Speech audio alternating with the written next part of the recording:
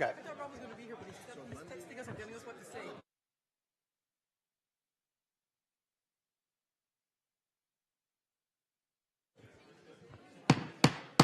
Good evening, everyone. The VTA Board of Directors meeting of Thursday, April 5th is called to order. Elaine, would you please call roll?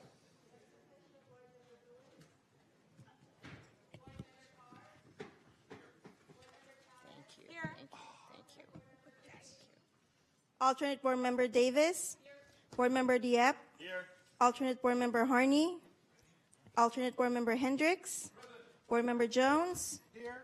Board Member Camis. Alternate Board Member McAllister. I'm a board member now. Yes, sorry. And we're glad you are. Board Member Nunez. Board Member Perales. Here. Alternate Board Member Rennie. Board Member Rayanathan. Here. Board Member Yeager. Vice Chairperson O'Neill. Here. Chairperson Liccardo. Present. Chairperson, we have a quorum. Thank you. Please rise for the Pledge of Allegiance.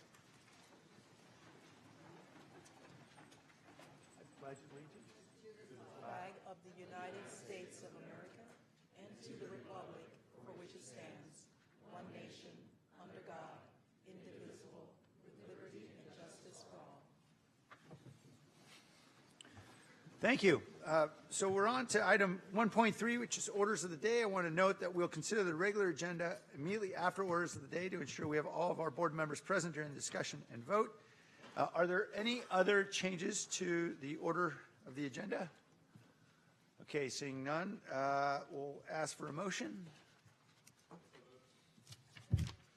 All right. All in favor?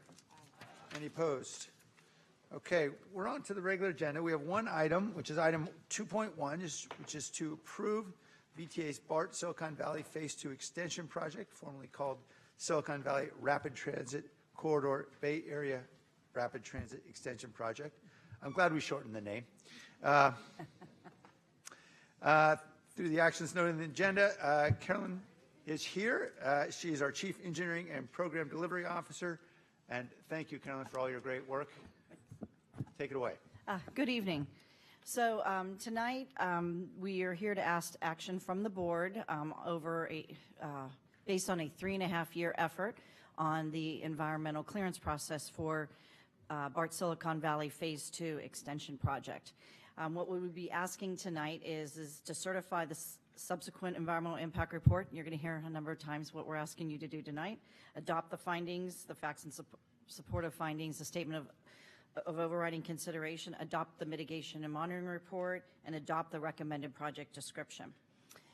So just real quickly, I'm just going to give you a quick overview. We have a brief presentation to go over the project and the activities tonight. So the first is just to do a real brief project overview, a recommended project description that staff has recommended for the board approval. We will go over the environmental impacts and mitigation measures, or a representative set of those impacts and mitigation measures, and then we'll be asking for the board action. So I want to introduce Tom Fitzwater. He is the SVRT Environmental Planning Manager, and he's been with our program for many years. And actually, just want to announce that tomorrow is his last day. He is retiring. So this is sort of his swan song for VTA.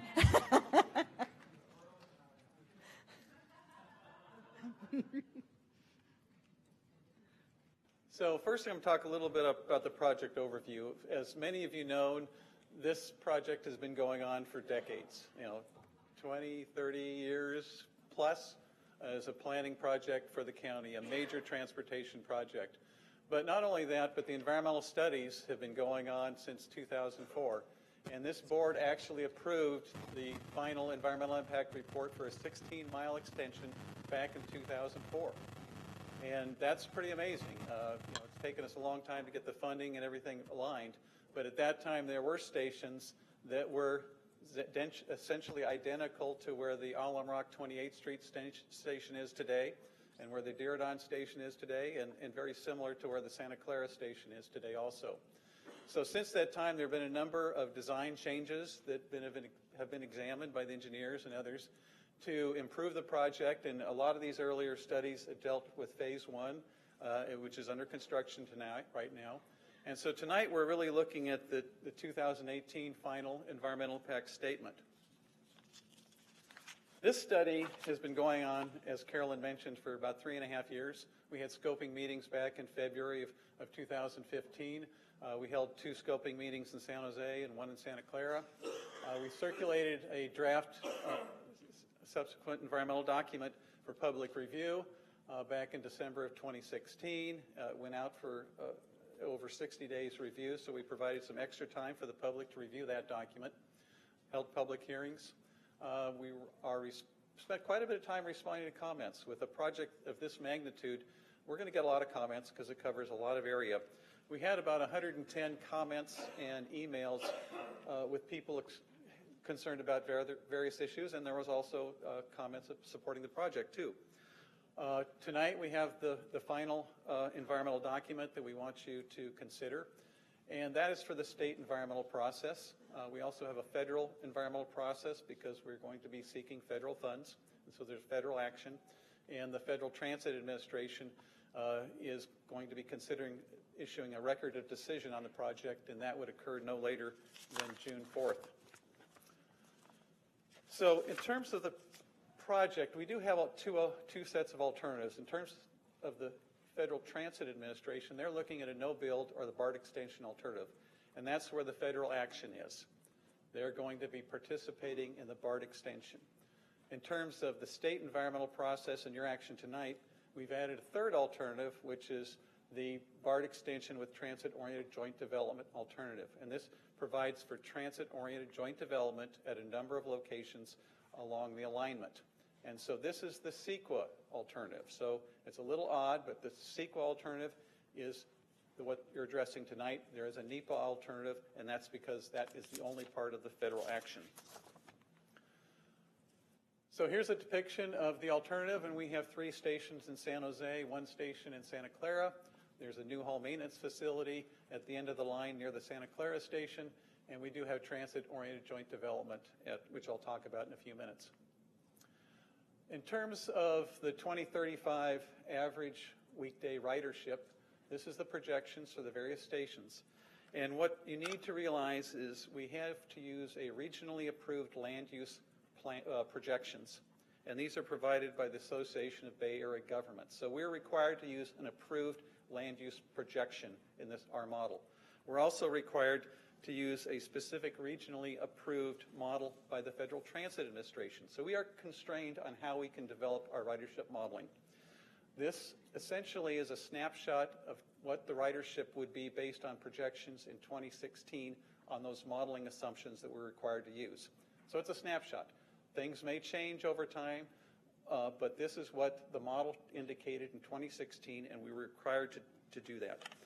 This ridership doesn't include what's going to be also occurring at Milpitas and Berryessa, those 2 stations. This project is a partnership between VTA and BART. VTA is going to pay all the costs. We've done all the engineering and will be all design and construction of this project in consultation with BART also. But we will retain ownership of the infrastructure, and so we're really paying all the costs to construct and operate this system. BART has a very important role. They're providing technical assistance and review of our designs and engineering. They will operate the system, they will maintain the system, and they will also do the service planning. Since we are connecting to BART's system-wide program, we need to make sure our system connects up with their system and operates efficiently. So BART needs to look at that overall situation. I'll now talk about the recommended project description. Early on, we had a number of alternatives that were being considered, and we had 3 major alternatives being evaluated, and that was the downtown San Jose Station east and west options, the Diridon north and south options, and the tunneling methodology. We had the twin bore and the single bore tunneling methodology, which actually have dramatically different construction impacts. So the environmental document addressed these options. What we're recommending tonight is that the board approve the BART extension with TOJD extension, and also recommend that the board select the San Jose Station, downtown San Jose Station West option, the Dearborn North option, and the single bore tunneling methodology. I'll now go through the alignment very briefly on some of the highlights. On the East Tunnel Portal, this is where a lot of construction will be taking place. It is our connection to Phase 1. It's where we will actually pull out the material from the tunnel excavation. The material will be stored here temporarily, and then hopefully it'll be reused or disposed of appropriately at some other location. We have our first station is the Alum Rock 28th Street station, and just to orientate you a little bit, the yellow on this exhibit is the subway station, and it's also the concourse, and so this is underground. We have station entrances that are shown in sort of the light purple on this exhibit. The orange are system facilities. We have traction power substations and other facilities that need to support the BART operations. The tan color is where we would provide 1,200 parking spaces for BART and also work in coordination to implement the transit-oriented joint development, which is office, retail, and residential at this location. We have 2 emergency ventilation structures, and this is a requirement for safety purposes. The first one is at 13th and Santa Clara Street. And again, this is for emergency ventilation in case there's an accident or something occurring, and this is a requirement for as a safety feature. It also will provide emergency access for first responders. The intent at this site is also to provide a retail use on the frontage of Santa Clara Street. So it looks like a retail business, not like a major ventilation structure. So we're trying to integrate it into what the community is looking for. The downtown San Jose Station West option is a subway station. It's highlighted in yellow here. It's underneath Santa Clara Street. There's street entrances highlighted in purple. There's systems facilities in orange. And we would be proposing office and retail uses at this location also. In the top left corner, you will see something that says the VTA block. This is property VTA owns. We're not proposing to develop it as part of this project, but at some later date, VTA would be coming back to the board and preparing an environmental document that would enable development of this site. At Dearborn, we're proposing the north option, which has essentially a station platform underneath Santa Clara Street, as shown in yellow, and a concourse a little bit south of Santa Clara Street. We have street entrances, systems facilities similar to the other sites that I've mentioned, and we will be reconfiguring the VTA Transit Center, Bus Transit Center. Transit-oriented joint development here is office and retail. The second emergency ventilation structure would be located on Stockton, and it's just south of Taylor. At this site, we actually have 4 options to consider. They're on 3 parcels, but we have 4 options that is highlighted in purple. This really has not been decided yet which site we would look at, but we do intend to do a comprehensive community outreach process to determine which site is the best and actually what they want to see as frontage, because again, this is a site where we have retail, and we want the retail to fit into the community's desires. So right now we have no recommendation on this, but this will evolve with working with the various community groups. Okay, our last station is the Santa Clara Station, and this is just north of Brokaw.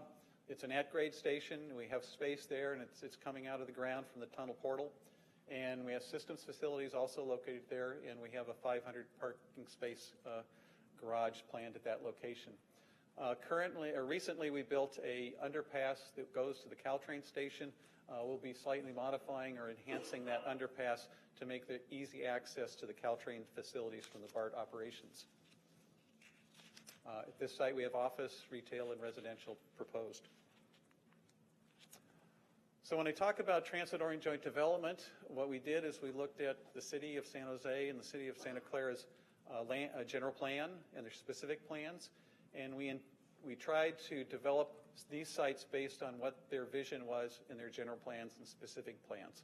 So that was our intent, and that's why you see the number of dwelling units the square footage of retail and office, and the number of parking spaces. So we certainly would hope to work with the cities to reduce those number of parking spaces, but it was based on the city's requirements for retail, office, and residential. Now, let's see, I seem like I missed one here. No, I guess that's it. Let me see if I missed one here. Okay, I missed this one. Skipped through it too fast. But there is a new hall maintenance facility, and this is basically at the end of the line. And this is for routine maintenance operations of rail cars. It's also going to be maintenance for our non-revenue vehicles, and some of the maintenance vehicles also go. So this is not a major maintenance yard like BART has at Hayward. It's really a smaller maintenance facility, did not do as intensive work, but do the required maintenance. We have storage for 200 vehicles at this site. Also, just on the bottom left of this figure, we do show where the West Tunnel portal comes out, and that's just north of 880. So now I'll turn it over to Dennis Radcliffe to talk about tunneling methodology.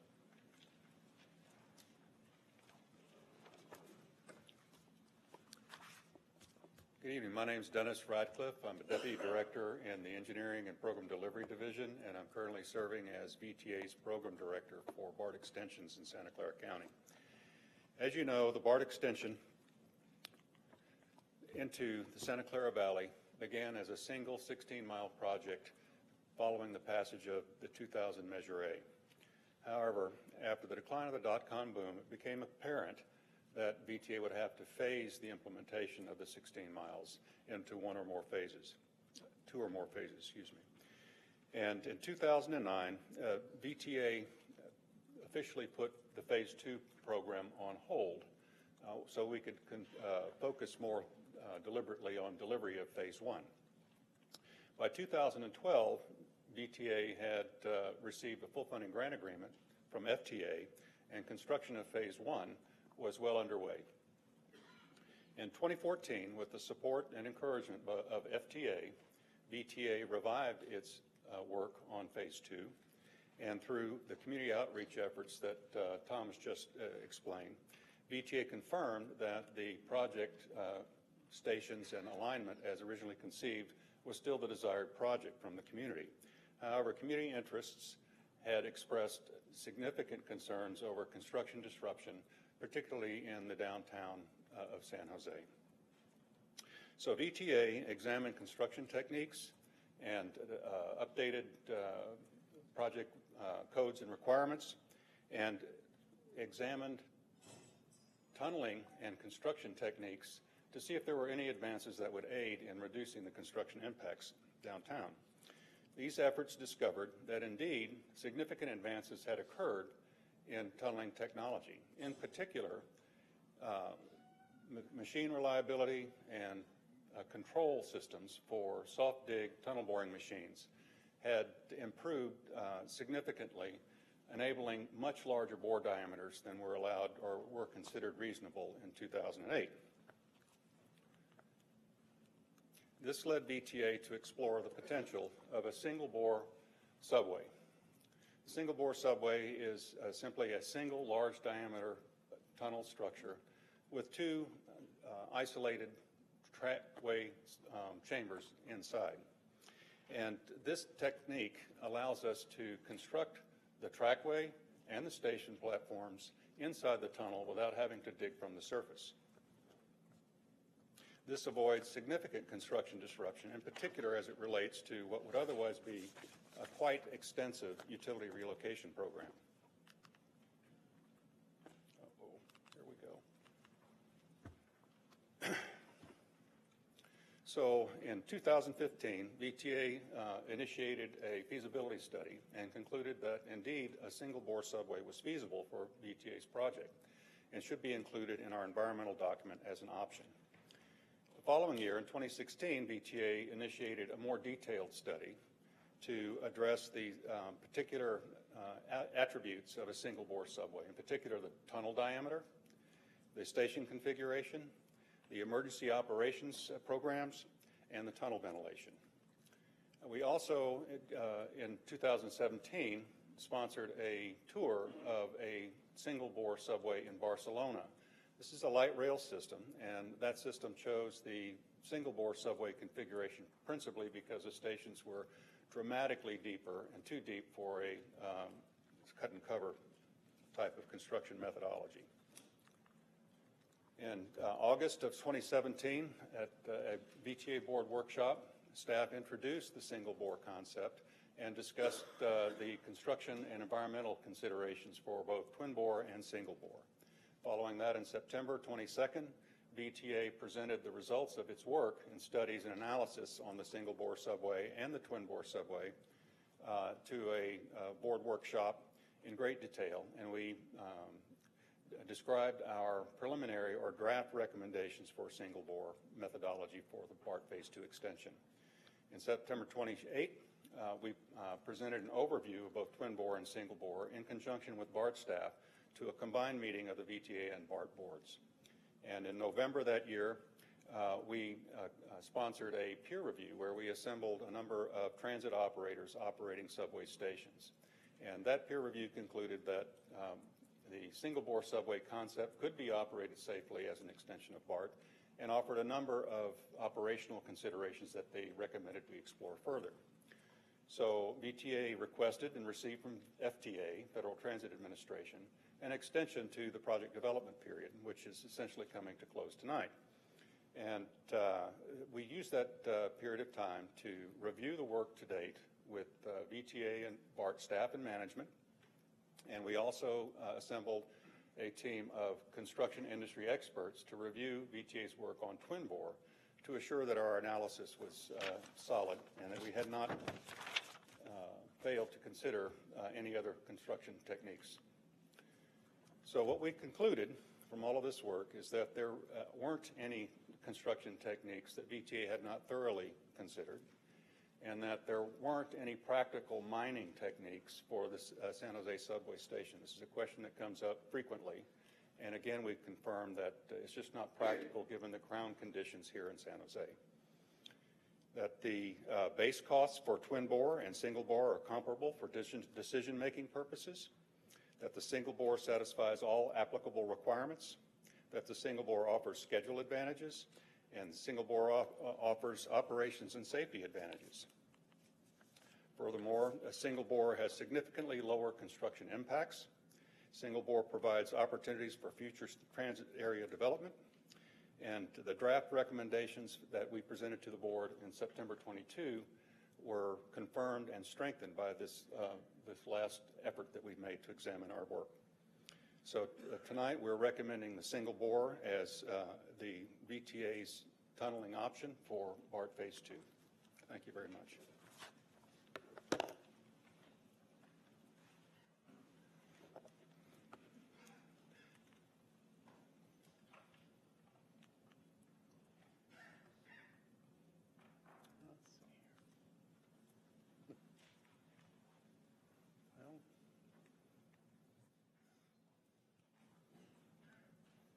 Doesn't seem to be working.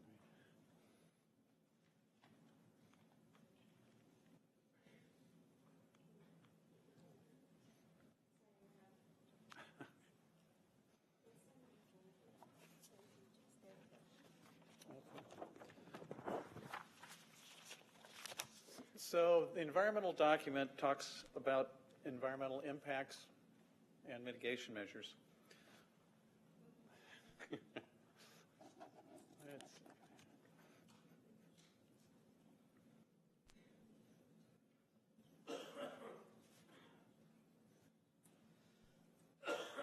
Okay, great. So there are some 14 topical areas that we needed to address as part of the state environmental clearance and that you'll be considering tonight. And they're listed here. And so each one of these topical areas has a discussion of the environmental setting, the impacts, and mitigation measures. And that's mitigation measures that we've identified to reduce impacts according to various criteria and thresholds. When we reduce impacts through mitigation measures, we are required to prepare what's called a mitigation monitoring and reporting program. This is an official document as part of the CEQA process, and it's something you're going to be considering tonight and adopting. This program essentially identifies all of the mitigation measures It identifies the timing of when that mitigation measure needs to be implemented, whether it's pre-construction, during construction, or after construction. It identifies who's going to implement that mitigation measure, and it also defines who's going to provide oversight of that. So this is a very important document to be considered as part of this environmental study. There are probably over 150 different mitigation measures in this document, and that's because it's a very complex project, and it covers 6 miles, a lot of different areas and impacts. So that's why we have so many mitigation measures, and we've made a huge effort trying to mitigate impacts where possible. Here are some of the representative mitigation measures that we are going to implement during construction. We are going to install temporary noise barriers, and if some of you were out during phase 1, you would have seen these by the Berryessa station. They're very large barriers. They're trying to block the noise coming from a source to a receiver. In this case, it was residential areas. So we will be having temporary noise barriers all over this project construction sites. We will be conducting noise monitoring at a number of locations to ensure that we do not exceed the state criteria, federal criteria, and local ordinances that deal with construction noise. In vibration, we certainly will be doing vibration monitoring also during construction, trying to ensure that we achieve those thresholds. And in this case, sometimes it'll mean stop construction, modify your construction technique such that it doesn't exceed the thresholds. In terms of all the buildings along the alignment, we will need to do pre- and post-construction building surveys, and this will validate whether our project has caused an impact or not. And so it's very important for us to know when we're causing impact and if we have to address that issue. Parking mitigation is a NEPA issue or federal issue only. Back in 2010, the state modified their CEQA guidelines and basically said that parking issues are more of a nuisance than a physical environmental impact, and that's direct parking. So that's addressed in the document, and we do talk about replacement parking in the document, and we intend to replace 450 temporary parking spaces around Deardan. But again, that's for NEPA purposes because it's an impact category for NEPA, but not for CEQA. In terms of cultural resources, this is a very important aspect of the project, and we have conducted a number of studies and have a number of mitigation measures designed to protect archaeological and historic architectural resources. And this is where we work with the state historic preservation officer. And this is a major effort that's going underway, and there's a programmatic agreement that needs to be signed, and so it's a big effort that we're involved with. With that, I'm going to turn it over to Layla Hedayat to talk about our outreach program.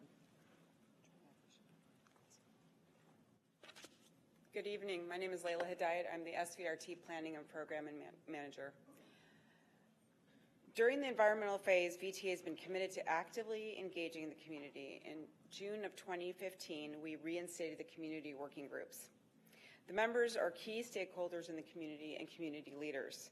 The goal was to inform the community as we developed the project through the environmental phase. In addition, we conducted over 40 community meetings during this time. VTA is and will continue to be committed to the community and businesses along the corridor as we move forward on this project. Beginning in January 2018 this year, VTA began planning for a robust process and program for community engagement with key stakeholders, including businesses in the community. This process is a plan that we have listed up here as part of our mitigation measures, and that's the Community Outreach Management Program. The program has 3 components, which I'll describe in detail: Construction Education Outreach Plan, Construction Transportation Management Plan, and then Emergency Services Plan. In anticipation of tonight, the project description being adopted by the board, the VTA team has been internally planning to prepare to go out into the community and work with key stakeholders along the corridor, beginning in May. The information we receive from this effort will be critical in developing these plans. Once developed, these plans will include specifications that will be included in all the contracts as we move forward.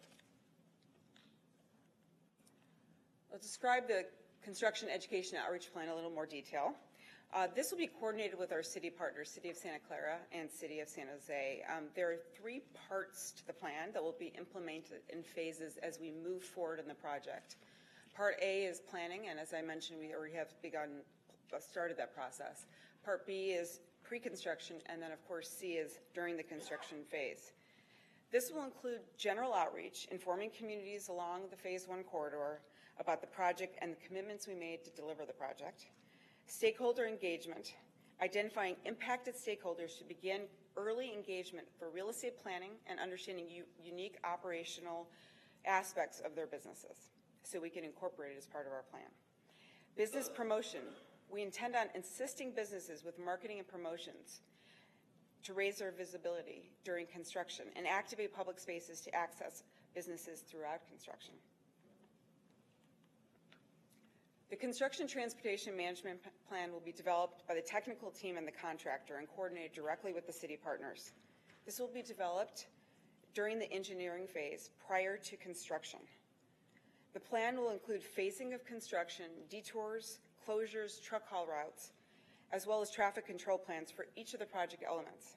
This will help establish a communication plan with the community and stakeholders and minimize impacts during special events and to businesses along the corridor as we move the project forward. And the last component of the plan is the Emergency Services Coordination Plan. This is a critical component. We will be developing this in coordination with BART, local fire, and police departments. Once developed, this plan will be the basis of ongoing communication with first responders to ensure that emergency access is provided to residences and businesses along the corridor during construction and as we move the project forward. Thank you.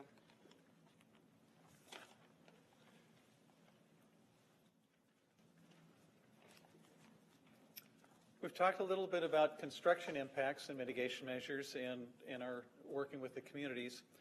Now we're going to move on to where we have impacts during construction and also operations. When we look at impacts, let's see, go back here. Okay. This going back to mitigations during operations. We have 3 intersections that we need to provide mitigation measures for, and so we've identified mitigations for these 3 sites. We also have ground-borne noise mitigation, and this is where as vehicles travel through the tunnel, they're going to create vibration, and this will generate a noise, a rumble of noise. And so this is a case where we're going to provide what's called isolated slab track or the equivalent for almost a little less than 3 miles along the 5-mile tunnel segment. And this is designed to reduce impacts according to FTA thresholds. And this is actually a conservative estimate. I mean, we're being very careful and cautious in this because this is something new, and as we go into further engineering and design, we'll be doing more studies to ensure that we meet the ground-borne noise criteria that FTA requires. There are some impacts that are significant and unavoidable, and this is after mitigation. We are unable to reduce that to a certain threshold that's established by FTA or other organizations. And so as we do construction at the stations, the West Tunnel Portal, the new hall maintenance facility, we know there's going to be vehicle impacts. We know there's going to be some impacts to bicyclists and pedestrians. Layla talked about some of the mitigations that we're going to be doing in terms of establishing truck haul routes and trying to work with the various businesses to minimize their impact. But we want to disclose this. It's something we can't guarantee won't have significant impacts. We also have issues potentially with our bus service on Santa Clara Street. As we do major construction activities, there may be instances where the buses may have to be rerouted temporarily. So we've identified that as an impact area. In terms of air quality, when we look at air quality, we have to work with the Bay Area Air Quality Management District thresholds, and they're relatively low. And so when you have activities at the 4 stations, the 2 ventilation sites, the maintenance yard, you start accumulating all the emissions that come from all these sites, we are going to be exceeding the air quality emissions, and so we've identified that as an impact. We'll certainly do whatever we can, and we are implementing every mitigation measure that the Bay Area Air Quality Management District recommends. It's just we have major construction activities at multiple sites. In terms of noise, downtown San Jose and Diridon, we are going to do major construction activities downtown, and we really can't guarantee that we can absolutely achieve the city's criteria in every case as major equipment is operating in the area.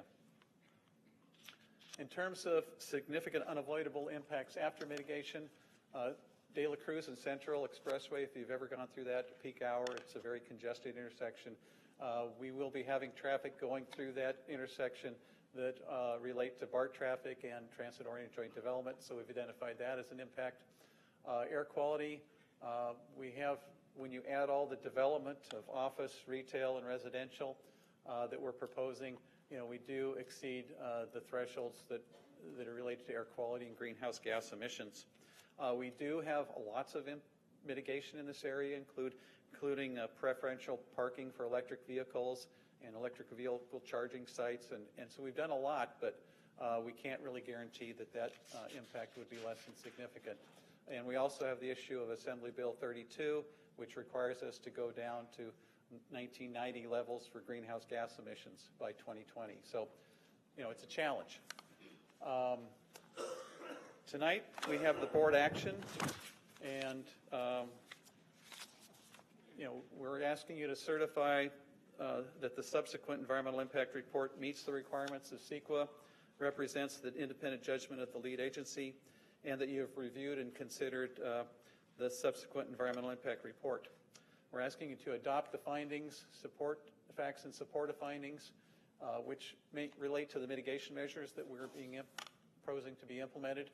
And there is a statement of overriding considerations essentially saying that this is a really important project for the county, and its importance does override the fact that there will be some significant impacts from a major infrastructure such as this.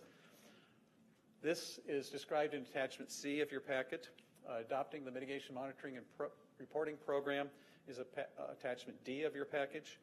And adopting the recommended project description and approving the Phase 2 extension project that consists of the BART extension with transit-oriented joint development, that's attachments A and B of your package.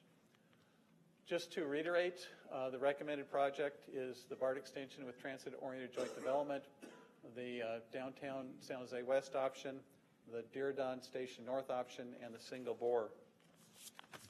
This is an exhibit which basically shows the recommended options on it, and again, we have those recommendations that staff would like you to consider.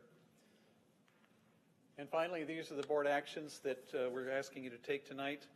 We have a number of staff available to assist in answering your questions as we go through this, but it's a very complicated project, and there's a whole team that was involved in the preparation of this document. So I can't answer all your questions. I'm going to need help. Thank you, Tom. I want to thank you and Carolyn and Layla, Dennis, and the entire team led by Nuria for getting us to this point. I know we're not yet in the promised land, but thank you for getting us to the mountaintop. Like Moses, you won't be able to make it quite that way, but we'll invite you to the ribbon cutting. We'll invite you to the ribbon cutting anyway, Tom, and we really appreciate all your hard work. This is a couple decades in the making, so thank you. Okay. So at this time, I believe we should turn to public comment. And then we'll return to the board for questions and comments. And first, Robert Powers, Deputy General Manager of BART, is here, and I want to thank him for his team's hard work, and Grace Kroniken and everybody on your team, Robert, for what I know has been a very sincere effort to try to find options that will be safe and compatible with BART's needs and our city. So thank you very much.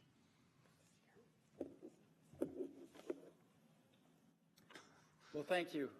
Again, my name is Robert Powers. I'm the Deputy General Manager from BART, and it's an honor to be here. So Chairperson Liccardo, Vice Chair O'Neill, members of the VTA Board, General Manager, it's a very exciting time. Right now, right here in front of us right now is a milestone. I think Chairman Liccardo, you just mentioned it's been a couple of decades in the making. I think back in 2000, your predecessor, Ron Gonzalez, had the vision, and his vision was, hey, let's ring the bay with rail, BART and Caltrain. And in front of you today is that, the next step in achieving that vision that long-standing vision. And I think the time is now. The city of San Jose is the largest city in the Bay Area, and Ring in the Bay is going to connect the 4 biggest cities in the Bay Area. And I think we really have an opportunity in front of us here. So 2 other points I would just like to make as the Deputy GM at BART. So BART and VTA have been working very collaboratively, and I want you all to know that. You know, sometimes it may be perceived as it's not collaborative, but if not for those discussions and that dialogue back and forth, it's likely that we may not be at this milestone that we're at right now. So I just want you to assure you that we've been working very hard, daily communications, and you know, the recent work on the tunneling options over the last, 18 months has been very it's been very mind-opening, I think, to both staffs. And I think we're at a place now that both staffs, and I'm going to tell you in just a second, that, you know, we have lined up behind the options that are being presented to you today. Specifically on the station locations, the west option for the downtown station, for the Dearborn station, the north option. And I think that's gotten a lot of press time lately is the tunneling methodology. And, you know, we're going to be recommending to our board the single board tunneling methodology at the second meeting in April 26th. So it's been a lot of good discussions, a lot of healthy discussions, and BART is going to be making those recommendations to our BART board, much like Carolyn and her team has made to you here. And we'll see what but I think we'll be in pretty good shape come the end of April. So 2 other points that I would like to make here that I just jotted down. One, I really do, and I mean this from all the work that's been going on, but a lot of credit, and I'm not trying to embarrass her, but a lot of the credit goes to Nuria and the general manager at VTA. It wasn't easy, but I think her leadership and her dedication, her perseverance was very helpful in navigating, you know, some of the topics that were brought up. And so, Nuria, from me as the general manager, I'm not the general manager, don't tell Grace I said that. We'll just ask NBC to delete that from the record. Delete that. I'll be coming to you looking for a job, I think, if you let that out. But as the deputy general manager, on record, I want to thank you. It's been a pleasure to this point, and I know that our teams working together are going to deliver a first-class rail system to the citizens of San Jose County, the city, the BART region, for years of safe public transit service. So it's just, I'm looking forward to the vote here tonight and the vote at the BART board on the 26th. So thank you. Thank you, Bob. Thank you for your words, and thanks for coming down. Okay, so we'll ask all the members of the community to come forward now in the order I call your name. Sean Mulligan, followed by Darren Joust. Forgive me, I think it's Jolst. I may have misread that. Tessa Woodmansee, Scott Neese, and Jim Orpal. So Elaine Beltel gave you this little one-page thing with the 3 pictures on it. The key point here is that you guys refer to this as Dearborn or Dearborn Station when it's actually officially named San Jose Dearborn. And you'll have the same issue that you had with Barry SNR San Jose, where you have about $300,000 to $600,000 worth of expenses if you don't rename this thing prior to putting the station out to bid. So I'm just giving you a heads up that you want to change the EIR and EIS or shortly thereafter to include San Jose, so this says San Jose Dearborn everywhere.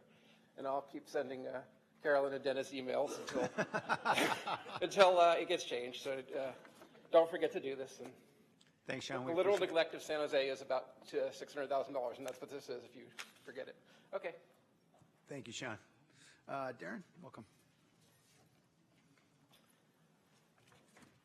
So I want to start off just thank you for the time. My name is Darren Jost. I own and operate the grocery outlet store located at 272 East Santa Clara Street with my wife, Siobhan. I'm here today just thanking you for the support on the west option as the location for the downtown San Jose BART station. The west option was unanimously supported by the San Jose City Council, and our hope is the west option will be unanimously supported by VTA as well. If the east option is selected, our store will likely close because a suitable relocation alternative does not exist. And this prospect is beyond disappointing for all the people who rely on our store. The closure of our store would result in the loss of 35 resident jobs, 12 San Jose State jobs, and the closure of our store would result in the loss of the only grocer in the heart of downtown San Jose featuring low-cost organics, fruits, and vegetables. We may be similar to other stores or may seem like we're similar, but without us in downtown, many residents would not be able to eat healthy on a weekly basis. So just wanted to portray my appreciation for all the hard work that has been done over the last year. I know you guys have seen me at a lot of the different meetings, and thank you for supporting the West option. Thank you. Welcome. I'm Tessa Womancy. I'm here to be concerned about the choice for the single bore and some of the other issues that were decided for the BART. Martin Luther King said there are three problems with our society: racism, materialism, and militarism. And I add fascism because I see that the decisions that are being made for the BART aren't really serving the people in terms of the safety issues that BART has brought up. And I don't feel like it was ever resolved. Even to this day in the paper, it always talked about the issues of safety and concern.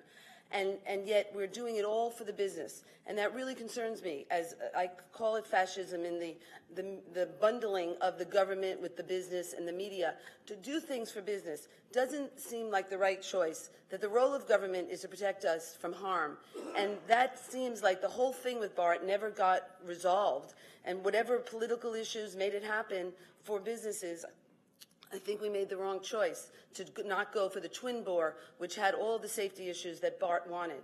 And then on top of that, the issue of also putting the BART by the SAP Center, again, was a business-oriented, versus having it closer, the south side of Diridon, where it's much more integrated, like it is in Millbrae, where it's easy to go from the Caltrain to the BART more easily. So that's one concern. Then the other concern is taking the BART all the way to Santa Clara. And like they said, Ring Around the Bay was just on the east side, and Caltrain serves the west side. And that redundancy for $1 billion is not worth it. And that we take a facility like they already have in Hayward is sufficient for the issues of maintenance. And the redundancy, we've spent a lot of state money for the Hayward facility, and we don't need to build another one. And the ridership in Santa Clara, it doesn't really solve issues.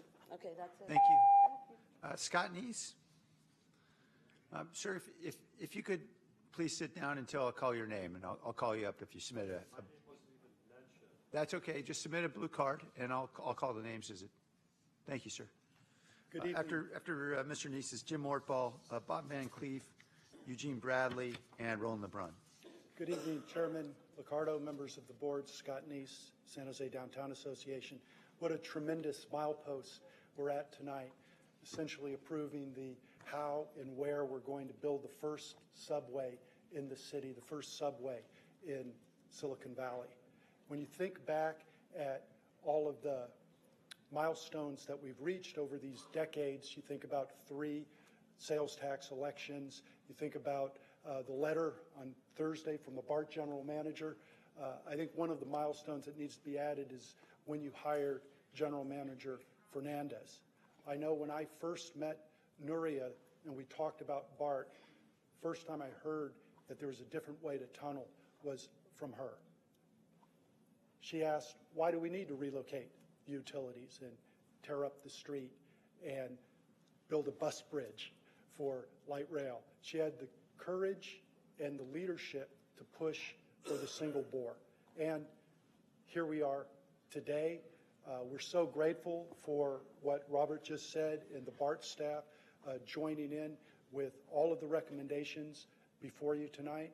We are very grateful to the VTA staff and the board. I can tell you the businesses downtown we can't wipe the smile off their face since Thursday.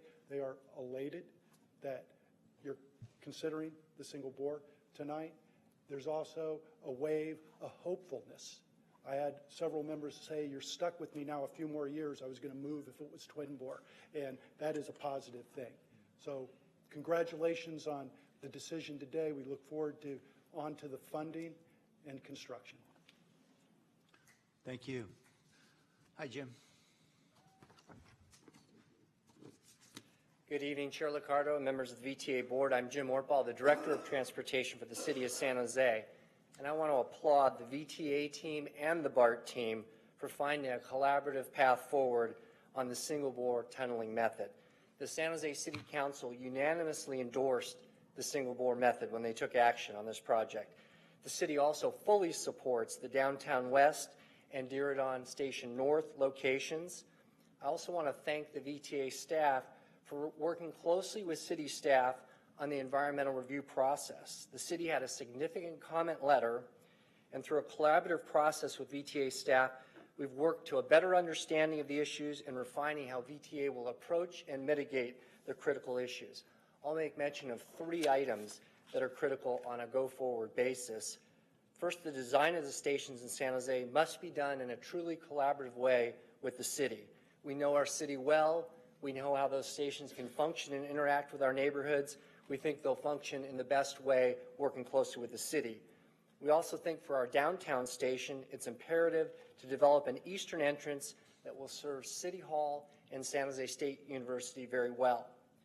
We also have to have close coordination on an interim access and parking plan in our Diridon Station area. We want to keep that area and the station functioning well during construction. And finally, we have to have a construction management plan that's second to none to really make our downtown functions well during the critical construction phase. So again, thank you to the VTA staff, and I urge support for the staff recommendation tonight. Thank you. Welcome, Bob. After Bob is Eugene Bradley, followed by Roland LeBrun, Nancy Plew, and Nick Zernon. Good evening. I'm Bob Van Cleef. Back in 2000, my wife and I joined the Strong Neighborhoods Redevelopment Agency deal to look at VTA's proposal for a 17-acre parking lot at 28th Street, less than a quarter mile from my house. I'm disappointed that I still see an 11-acre parking lot there, so I really hope you guys go back and look at the 2000 plan that was put out by the Strong Neighborhoods Good, the 2010 plan that was done by Communiversity in collaboration with communities, and then the general plan, which picked them all up and put them all together. Because you are saying you're only going to go about 8 stories, where we sat there and said we could go 11 stories next to the freeway and we wouldn't care. We're not NIMBYs, we're ZIMBYs. We say, yes, come in and build this place. But the other concern is a tunnel. I really am for the single bore configuration. Go back to 1987 and see the destruction of 1st and 2nd Street in downtown. All these years we've been trying to build up downtown, get the community back into working there. We don't want to see it happen to downtown like happened to Allen Rock, only worse. So we really need to go for the single bore. Thank you. Thank you, Bob. Welcome, Mr. Bradley. Evening board members, Eugene Bradley, Silicon Valley Transit users. Well, it's tunnel looking time, single or dual, and it looks like the single bore is going to win out here. A couple of things though, just looking at the plans for this, and one of those is that I haven't seen addressed this, and please correct me if I'm wrong, allowing riders to be able to connect between BART and then VTA light rail at the downtown station, and especially at Diridon. I don't see anything in the final plans suggesting any time allowances for the new tunnel when riders have to go up at least about 4 stories to be able to connect between the two.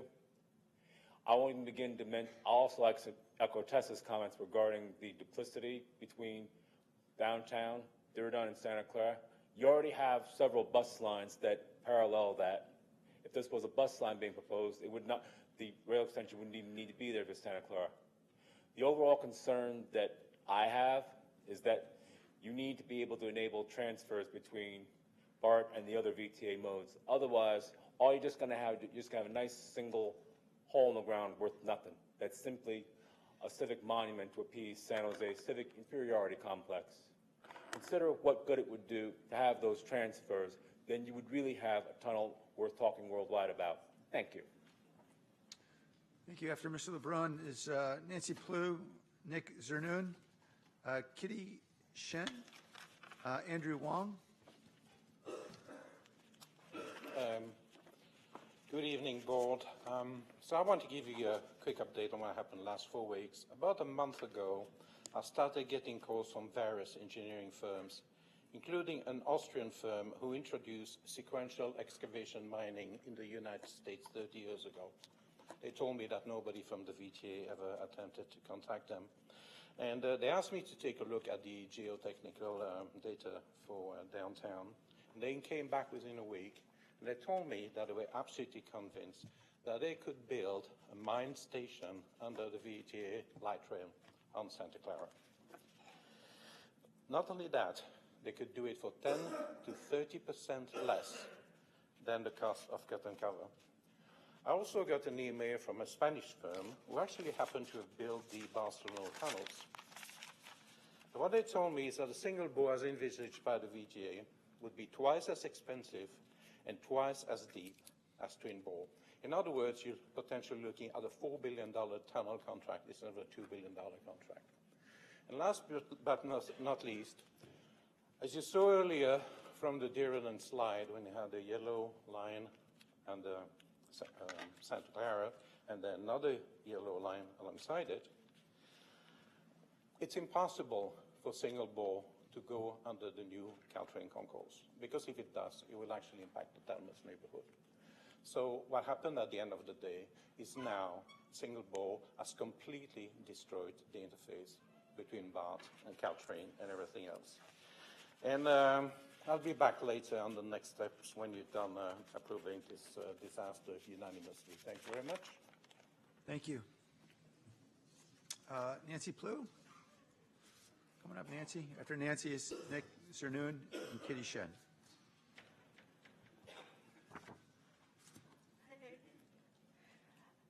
Okay. I am not only a bus driver for VTA, I am also a resident of the San Jose Diridan area. And I'm watching your slide about, of course, all the construction, but for me, it really hits home when you're talking about the Diridan area, which is very, very, very limited for parking as is. And with Google potentially coming in and, this construction for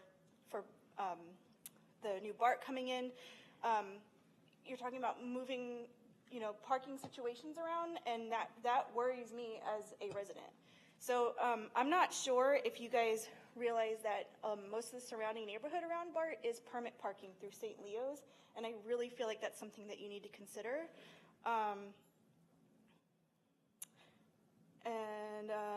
That's all I have to say. Really consider the parking situation for the residents involved. Thank you, Nancy. Nick, welcome. After Nick is Kitty Shen. Please feel free to come on up right behind the speaker, Andrew Wong and Blair Beekman. Hello, board members. My name is Nick Zernoun. I live in a community called Marburg Place. We are about 55 units, and basically this construction is going to go underneath our community, directly underneath our community. So I know it's only 55 units, but we are very passionate about this, and we raise our concern on many occasions. All of us are professionals. We are working. We have family members, but we always made effort to come in here as soon as we heard about the issue. I want to add what they were talking about. One of the goals of this construction was communication, especially communicating what's going on with the public. I want to add that they failed on that end miserably. I urge you to go on the public website that you guys have and tell me if it makes sense. If you want to look for certain kind of information, I mean, it's very confusing. we knew about this project going on very late, but as soon as we heard, all of us have been, raising our concern. They presented, the health issues. My personal concern is mainly on that. The fact that he mentioned that it's very new, the construction of this, the noise level that FTA approved means nothing to me because it depends on many things. Like if you're pregnant or if you're old, it depends on your race, your age, the body build, right? You cannot assume or make assumption for us that, hey, this is okay. You guys are okay with this noise level because every individual's pressure is different. Thank you, sir. Yeah. So you're going to hear more about this from our community. Kitty Shen?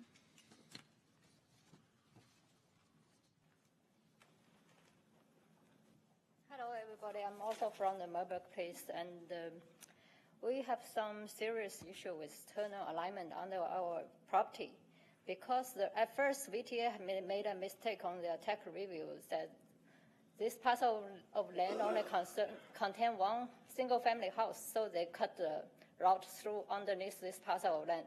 But now we raise concern, they change it to 57 townhouses.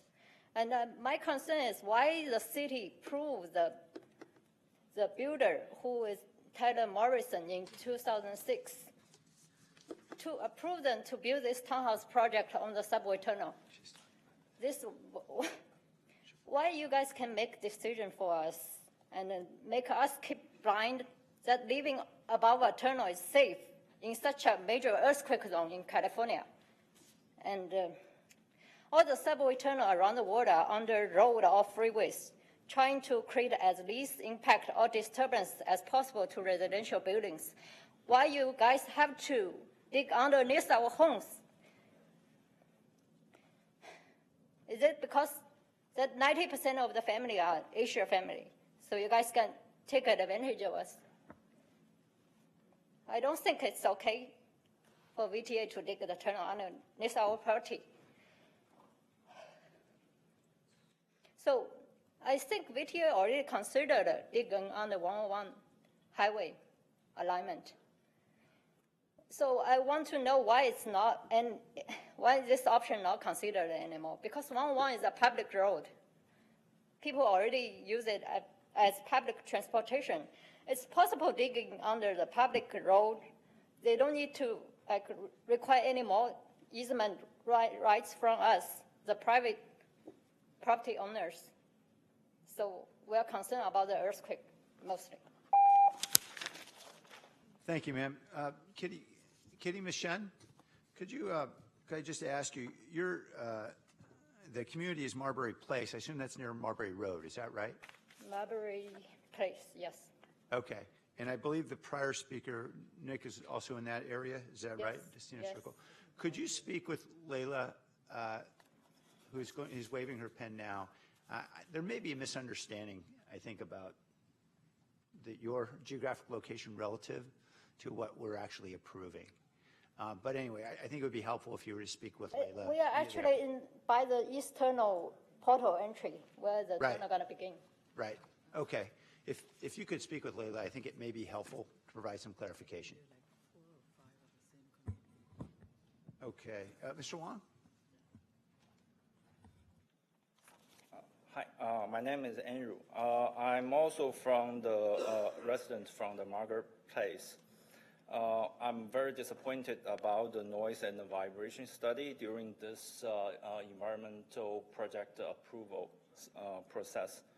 I don't want to mention too much details about the inconsistency in the documentation.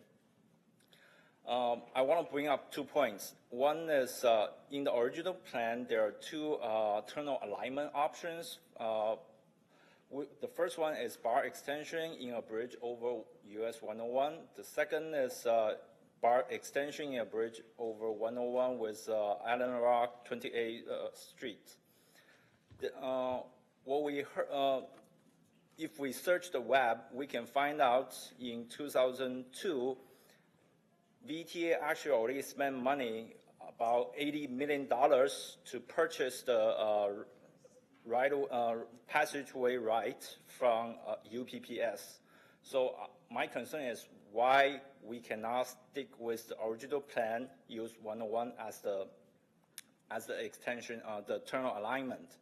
The second one is during the study, I don't know whether the study group already concerned that our community is very close to US 101. It's only about 50 to 80 feet away.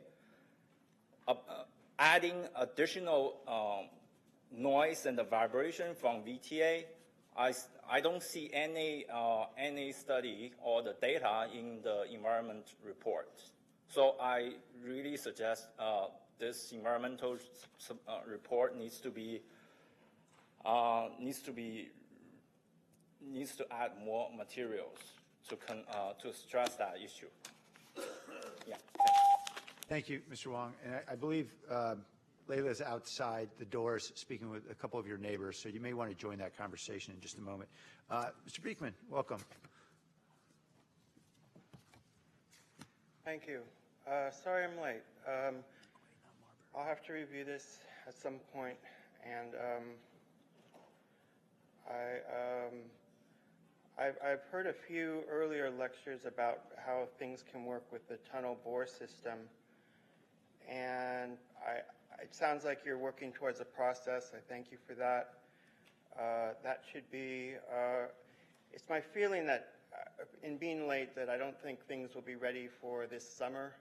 There's talk about early downtown excavation ideas this summer in San Jose. I guess that probably is not happening until 2019 or 20 at least at this point. I just had, in my earlier learnings about this, I just wanted to add my 2 cents, and that with the single bore versus the twin bore system, it's my feeling, it's my personal feeling, there's a lot you have to work on, but it's my personal feeling that the single bore system, with earthquake possibilities, there's the potential that the upper track could simply fall on top of the lower track. And I feel that could be more of a danger than having twin tracks where if there's an earthquake, things would just kind of break apart in their own separate worlds. And I just wanted to add that that's my personal feeling, that a single bore would just be more of a danger to the people on the bottom level. Thank you. Thank you, sir. Okay, those are all the cards I have. If you wanted to speak. Okay, why don't you come on up? Sure, why don't you come on up? If you could just state your name when you get to the microphone. Thank you.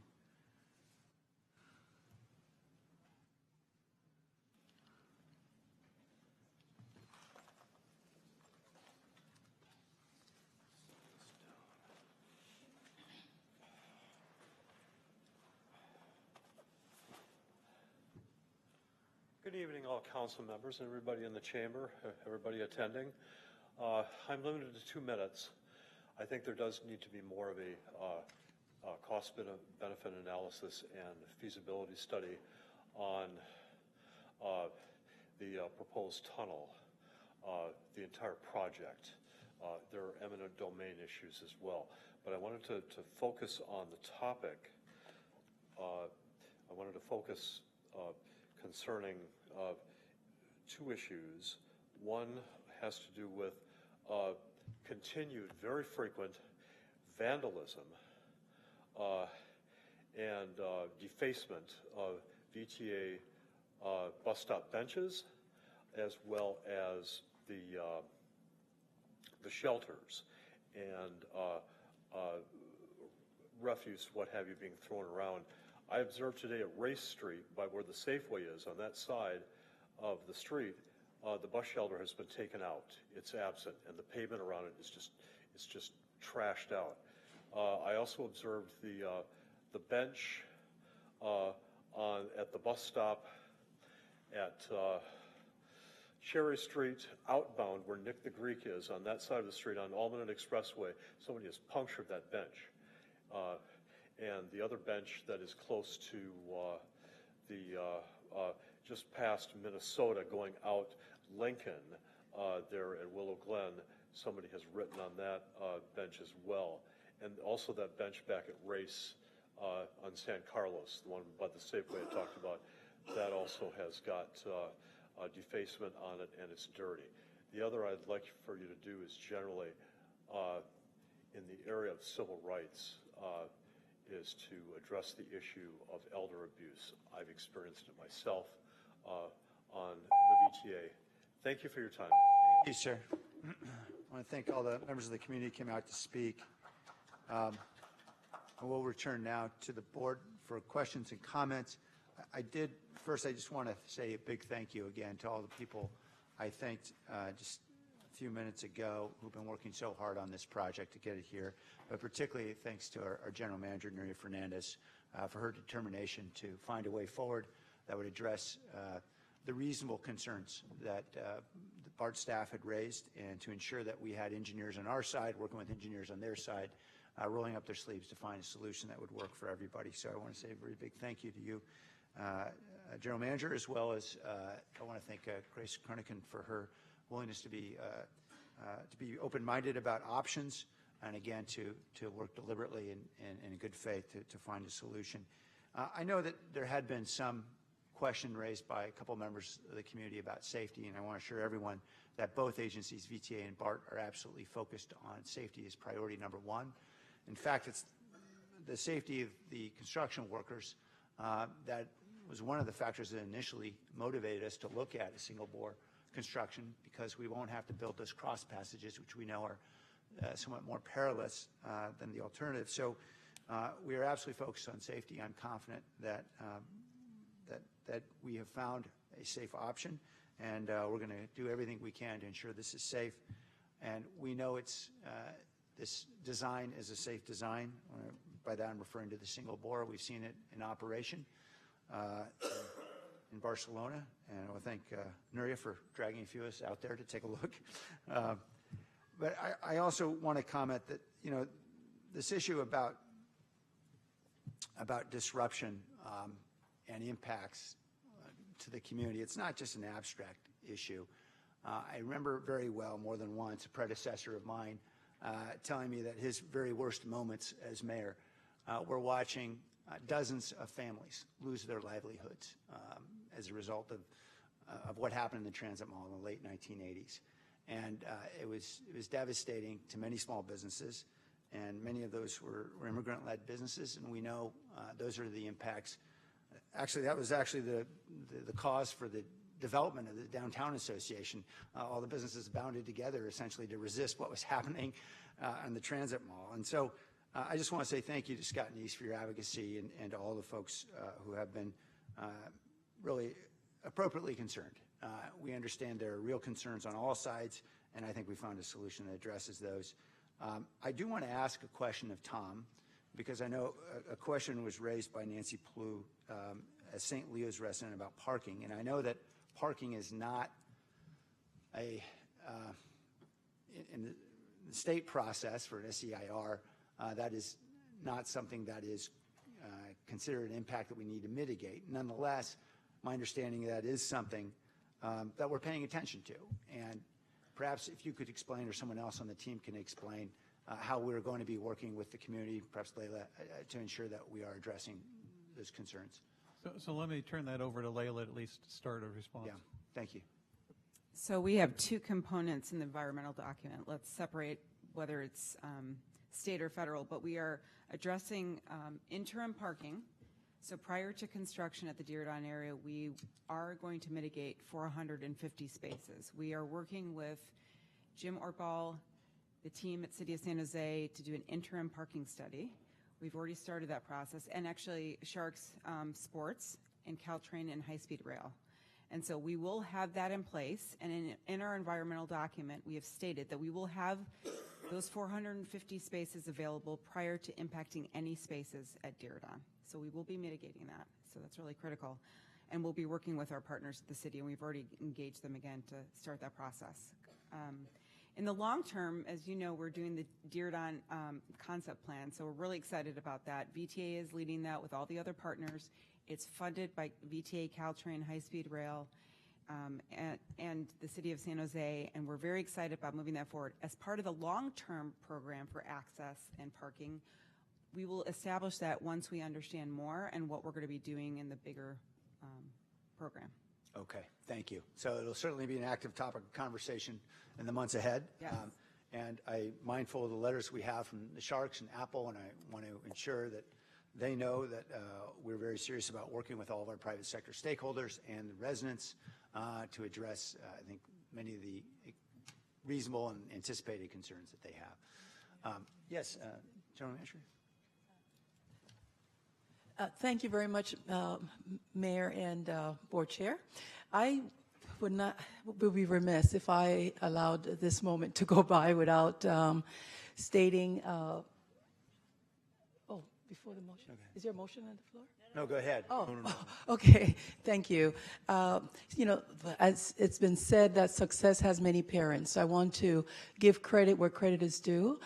First of all, I want to thank my colleague, Grace Kroeniken, because the BART organization is a very large organization, and to get to this point required not only to believe what we were proposing and trust us, but also to work very closely with the team to make sure that we were all aligned.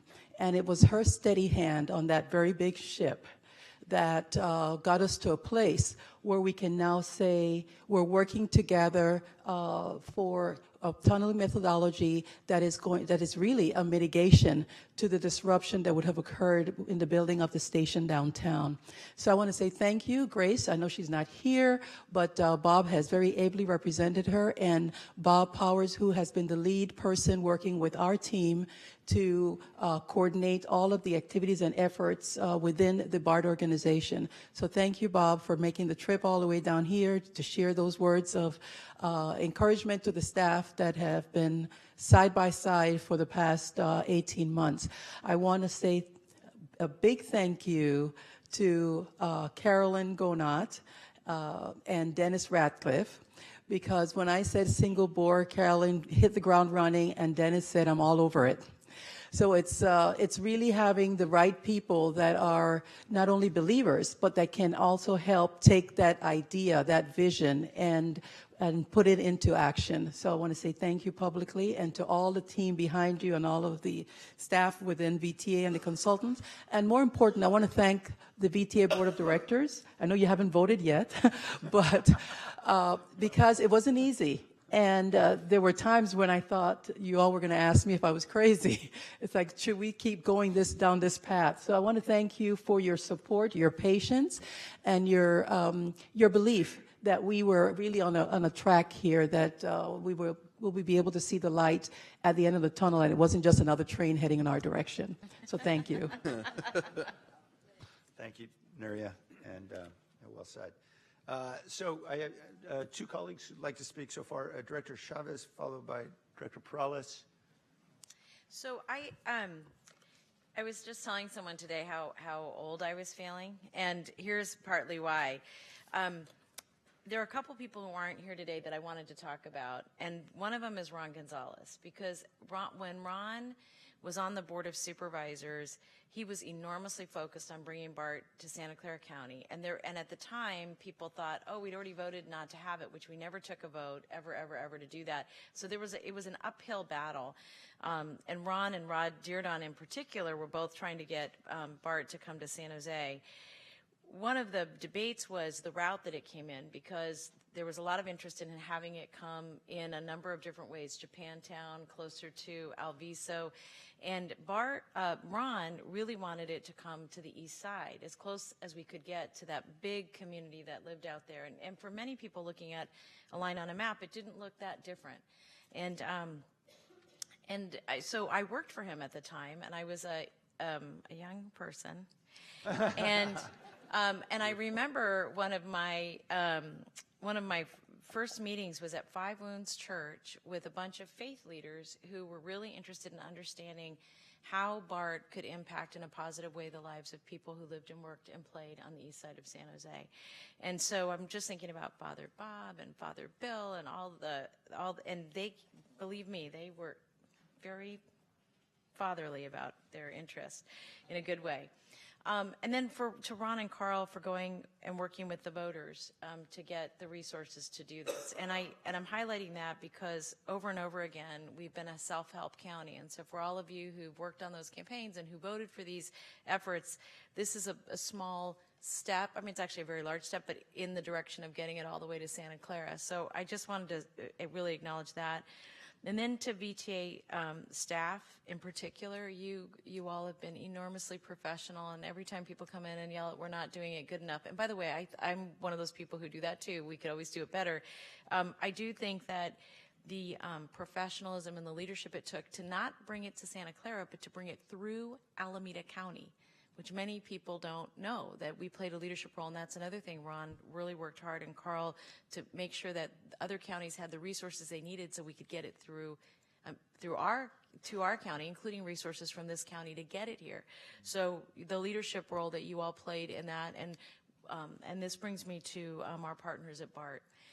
I expect that we're going to keep yanking on each other because and pulling each other and back and forth, because you're right, Bob. These are very challenging conversations. This is about money. It's about the future. It's about a lot of things that we can't see or anticipate. And the thing we're all nervous about is doing something that later on our kids say, "What were you thinking?" And future boards, right? That we look and protect those resources and assets. But that partnership through BART, you and Grace now. But Tom Blaylock back in the day, who was a BART board director, who was like our one cheerleader to get it to the South Bay. He was the one board member that we made go to 1,000 meetings, and he was so kind and just really helpful. So if you could share with both Grace and Tom just my gratefulness to both of them in their efforts, and it's really exciting to be here today. I thought it was going to be sooner, and I'll just close with this little story. I'm sorry, this is what happens when you get older. Used to tell stories, apparently. When we were voting on bringing BART to San Jose and looking at all those contracts around, I want to say it was around the early 2000s, I wanted to buy the tunnel boring machine then because I thought we were going to be moving so quickly and this would all be built by now. And I thought if we didn't get our hands on the tunnel boring machine, it would be unavailable. And it just shows, like, I know these are complicated, long projects, but this is really for you that are younger and newer in the room and that will be sitting up here someday. Don't buy the machine before you see the plan. And I think it was Ron who said to me, that is a really poor investment. It's like, oh, you don't know what you're talking about, old man. But at the time. But anyway, so I'm very excited. I'm ready to vote, and I recognize, Sam, I think that probably you and Raul should do that since it's going to be coming through the heart of the areas you represent. I represent them too, but I would be happy to say yay soon. Thank you. And thanks to my colleagues for letting me go down memory lane. Thank you, Director Chavez, and thank you for all your work on this over the last couple of decades. Councilmember Perales. Yeah, well, thank you very much.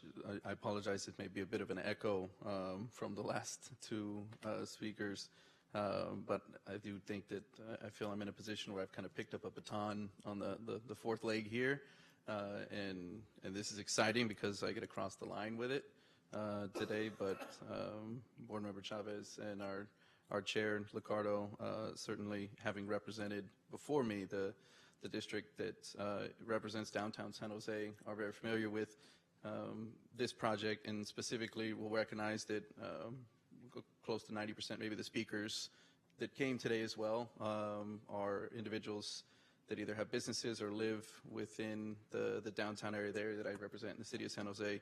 So not to kind of still, I think, any importance of this for really the whole region and certainly for this body. But it is very, very important and certainly close to me and even a number of individuals that came out today to speak against the project, like some of the residents that live on Marburg Way, also being residents of my district that I represent. So as all of you that have constituencies and constituents know, you hear from them, you get to have a much closer relationship with them, especially on a body like this that represents such a large area. So I have been extremely close to this project over the last 3 years, my only time in office, and again, picking up sort of the final leg here. But nonetheless, the final legs are always some of the most difficult to sort of get through, and that was no different in this case. And I just want to echo again some of the thanks as well to Carolyn, Layla, Dennis, and Tom. What a sort of a farewell. I was not aware of that until hearing that today. And certainly all of the VTA staff, but I'll echo as well to Nuria, our general manager. I would agree with the sentiment that has been said. The leadership that you have displayed on this has just been tremendous, and it was not easy, and really who we have depended on is you and your staff. And I have been able to see that up close and personal at both community meetings with your staff, on numerous occasions, individual interactions between your staff and I, obviously this board, and closed sessions, and then individual discussions between yourself and I. And we would not be here today if it were not for your leadership. So thank you very much for that.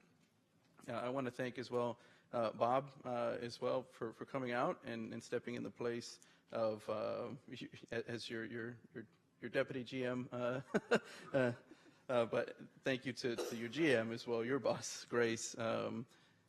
Also knowing that this was not easy, but I do think relationships like this, they can be challenging, and as they should be, because we are talking about something that is extremely important to this valley, something that is not inexpensive, and something that we expect to be of benefit to this community for 100 years. So they should be difficult discussions. And I do really appreciate and applaud the efforts that have been put forth by your organization as well. And I can tell you, I was elated as well to see that we would be crossing this finish line together rather than sort of competing at the very end here on what I felt were things that we should be able to agree on it. And I think that I appreciate you coming forward and speaking to that today, and the letter that you initiated last week. So thank you for that as well. Lastly, I know there's a number of issues to our chair. You brought it up, obviously, with regards to some of the letters that we've heard, some of the speakers that came out today. And I just want to be able to say as well, we hear you, whether it be Sean, who's also one of my constituents, in saying, hey, let's just make sure to get the name right.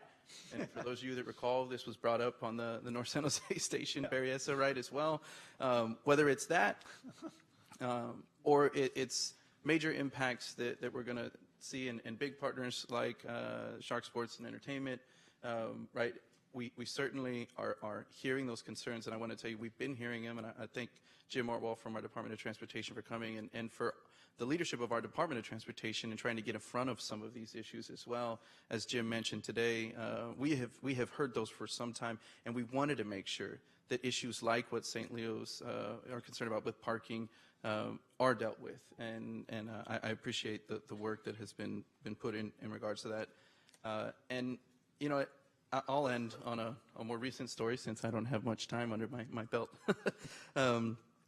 But I just wanted to speak to sort of the how real I think maybe this decision here is on a minor level, but nonetheless major to the individuals involved. So for those of you that have been down on Santa Clara Street, a little restaurant called City Fish. It is one of the best places to get some fish and chips in downtown. It's right between our light rail tracks, between 1st and 2nd on Santa Clara.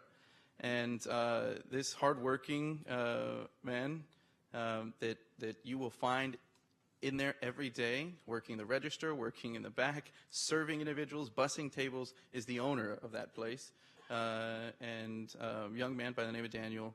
And I went in to have lunch, as I have now for 3 years, and his lease is up. And he told me that he was really nervous about this decision, and that if we decided to go with a twin board construction, that he was not going to renew his lease. So it really is that real, and even today, that it would be impacting, or I would say tomorrow, maybe after this decision, that it would be impacting individuals within the downtown core. And thank you, to Mayor, our board chair, for mentioning that it's not insignificant to sort of brush off some of the impacts that would be had by individuals that are in the downtown core there. So just really excited with this, and if I may, I'd love to be able to make the motion to accept staff's recommendation. I could read it all off if it's needed, but it's quite lengthy. Do you need it to be read? I could, if it's needed.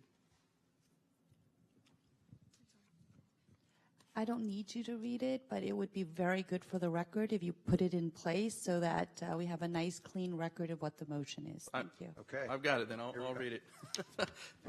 It would be to approve VTA's BART Silicon Valley Phase 2 Extension Project, formerly called Silicon Valley Rapid Transit Corridor Bay Area Rapid Transit Extension. And this is going to be to certify our subsequent environmental impact report, meeting the requirements of California Environmental Quality Act, CEQA, representing judgment of lead agency and presented to the reviewed, considered by VTA board directors, making the decision on the Phase 2 project. And this will be our adopting our findings, which I can adopting our, I guess that will be it. Adopting our findings, our facts in supporting the findings, and our statement of overriding considerations, as well as adopting our mitigation, monitoring, and reporting program, and finally adopting the recommended project description and approve the Phase 2 project that consists of the BART extension with the transit-oriented joint development. And to be specific on the staff recommendations, for the CEQA alternative, it's the BART extension with the transit-oriented joint development alternative, the downtown San Jose Station West option, the Diridon Station North option, and the single bore option. Okay, there's the motion. We get it all? Okay, is there a second? A second from Supervisor Chavez? Okay. So we got a motion. Wonderful. Vice Chair? Oh, thank you, Chair Liccardo. I'll just make a couple of comments. I, too, want to laud all the incredible amount of staff work and analysis and the cooperation and collaboration with BART. And I know this is just the beginning. There's decades more of that collaboration to come. There's so much more work that needs to be done by the members of this board, future boards, the staff, and the community together. So, you know, this truly has to be a community effort, because this project is being undertaken to make sure that this community continues to be an economic driver for not just this region, but for the entire nation and the world, literally. And transportation is so key to that. So that it has a tremendous amount of importance, but that means that we also have to make sure that we're taking care of our community along the way. And we can't ignore their needs. And one of the things that at an earlier meeting, I mentioned from my youth, remembering what happened in San Francisco on Market Street. And so I did not want to see that happen to our San Jose, particularly as San Jose is really beginning to get its downtown going. I just thought that could be a huge setback. And I thought there were so many other possibilities with this newer technology. So I'm very glad that we'll work forward with that. And you know, I'm sure, I can't imagine that anyone would think that if we saw any real evidence that there was a safety issue involved with what we were doing, we would not go forward. I don't think anybody would have the lack of conscience to be able to make a decision thinking that they were doing something that could put anybody's, whether the construction workers or future riders of the system, at risk. That's beyond my ken on that.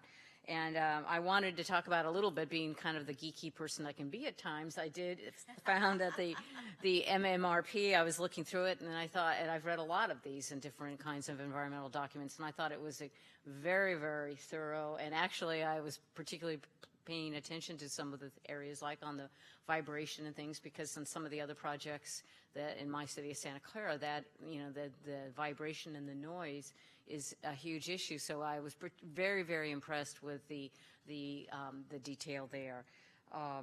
And I also want to say that I think that both organizations and this board and future boards and the community will all work together to make sure that we are good stewards of the community's financial assets.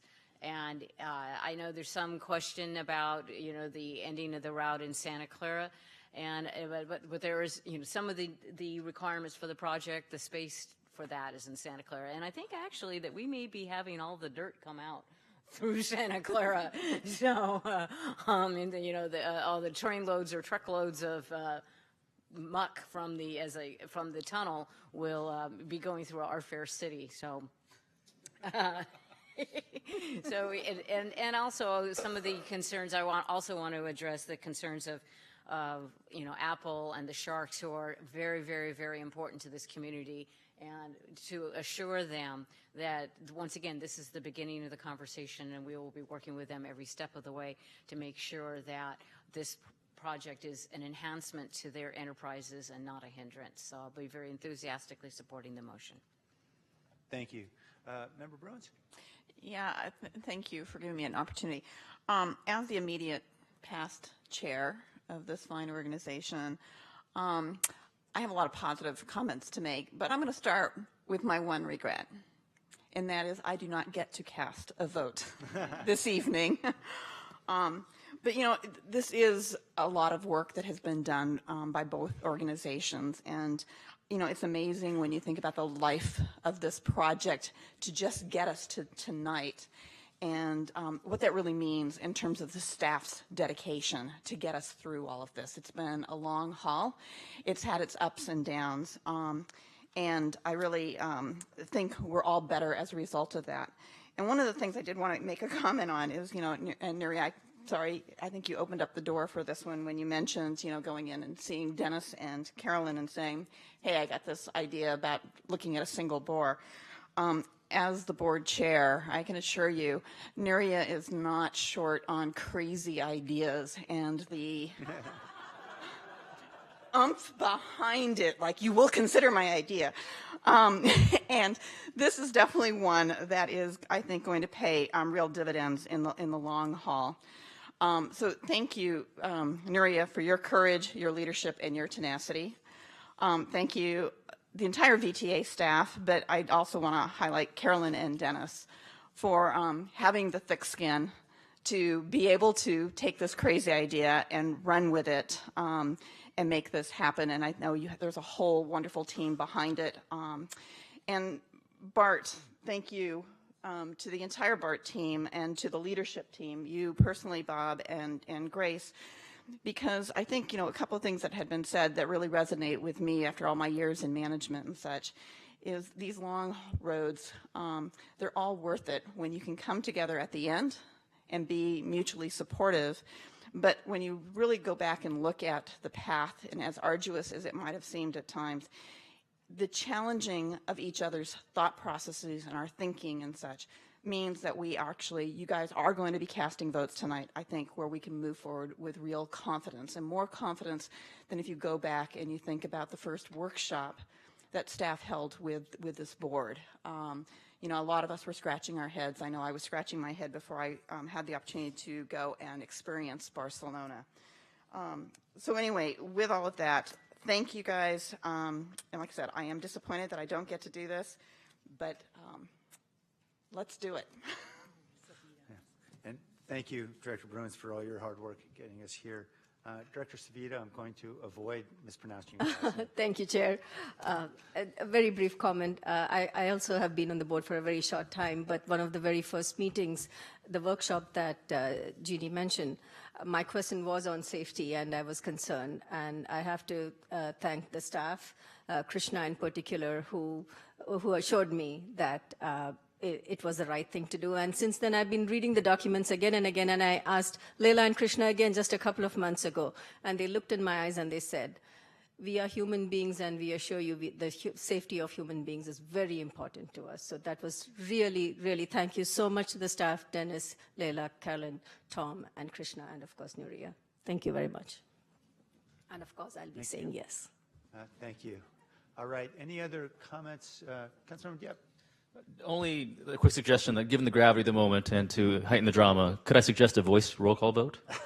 Okay. Well, before we get there, I just had one other question. Thank you for your efforts to heighten the drama. Bob Van Cleef came out to talk about what was going on with 5 Wounds, and he may appreciate that we shrunk from 17 acres to 11 acres for parking, but I suspect not very satisfied that we're not to zero yet.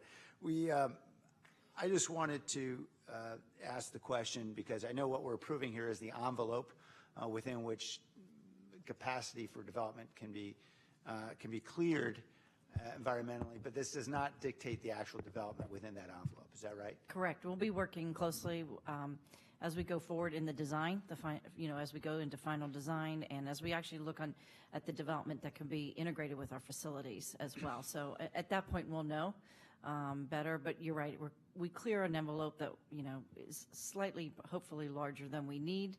I'm sure we'll be back with things here and there, but we do clear everything that we think we need for those facilities at this time.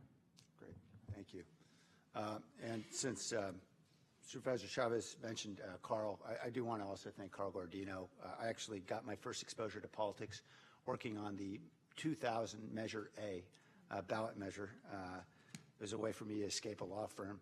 And I just recall at the time, I think as much as she did, thinking, oh, it's going to be great when this is open in 2006.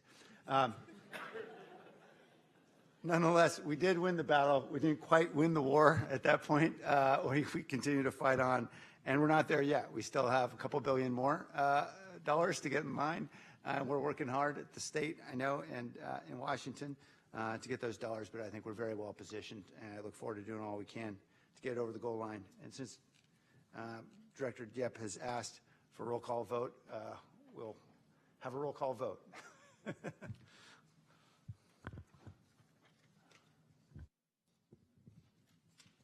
This is the roll call vote to approve item 2.1. Board Member Carr? Board Member Carr? Yes. Board Member Chavez? Yes. Board Member Chavez? Yes. Alternate Board Member Davis? Yes. Alternate Board Member Davis? Yes. Board Member Dieppe? Yes. Board Member Dieppe? Yes. Board Member Jones? Yes. Board Member Jones? Yes. Board Member Kemmis is absent and actually voted from Deb Davis. Board Member McAllister? Yes. Board Member McAllister, yes. Board Member Nunez? Yes. Board Member Nunez, yes. Board Member Perales? Yes. Board Member Perales, yes. Board Member Vayadanathan? Yes. Board Member Vayadanathan, yes. Board Member Yeager? Yes. Board Member Yeager, yes. Vice Chairperson O'Neill? Yes. Vice Chairperson O'Neill, yes. Chairperson Liccardo? Yes. Chairperson Liccardo, yes. The vote passed 12 ayes, 0 no. Thank you.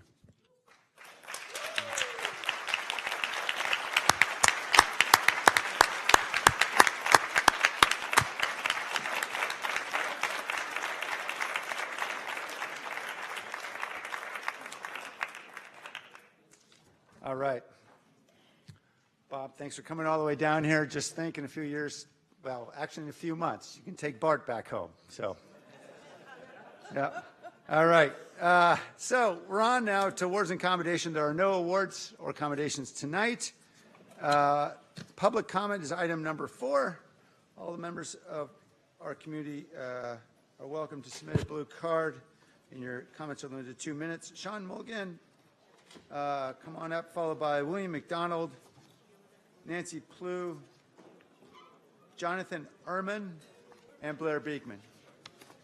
And if you are leaving, if you could please take your conversations outside the room so that way we can continue our work here. So Elaine has handed out a 2-page thank you. I did not get this one to you by email today. And it concerns a breach of contract of the November 2001 Comprehensive Agreement. Section 2B2 requires that there be a Silicon Valley Policy Advisory Board for the BART Committee. And the last time that met was 2009, and it's required to meet ongoingly throughout 2026. And Section 2B3 requires VTA joint BART board meetings annually. They're also legally required from sometime around 2009 out to 2026. On the BART board agenda on January 11, 2008, item 6D, an update to the BART VTA comprehensive agreement was given to the BART board in Oakland.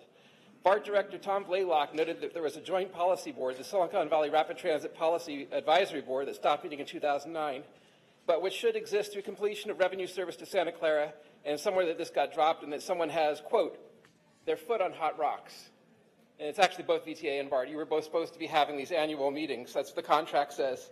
The agendas for the committee appear to be entirely informational, so likely the committee got tired of hearing information. However, as we approach Phase 1 revenue service, the usefulness of the legally required committee is very obvious. BART's Bob Mitroff noted that there were no amendments to the contract. He did some research into the contract and through public records requests found that the Policy Advisory Board is legally contractually required to exist. The last meeting was in 2009. The annotated excerpts on the back page of this show what the actual text of the contract that's violated. And if you want to turn this over, you can see the Silicon Valley Policy Advisory Board is supposed to be 5 people from BART, 5 people from VTA with specified roles and qualifications. And then joint BART-VTA workshops and meetings. VTA and BART agree that joint informational VTA-BART board workshops and meetings will be held once annually during design and construction of the Silicon Valley Rapid Transit Project, which, if you read those definitions, is complete when you have revenue service in Santa Clara. So you either need to fulfill the terms of the agreement and staff that committee or amend the contract to eliminate the requirement for the joint meetings and the Policy Advisory Board. Thank you, sir. William McDonald? Mr. McDonald, you're here? Okay. Ms. Plew? Nancy Plew? Okay. If I could, as I'm calling each of these names, if you could all just line up behind the speakers, that would save us a lot of time. After Nancy Plew is Jonathan Ehrman, followed by Blair Beekman and Asen NDI.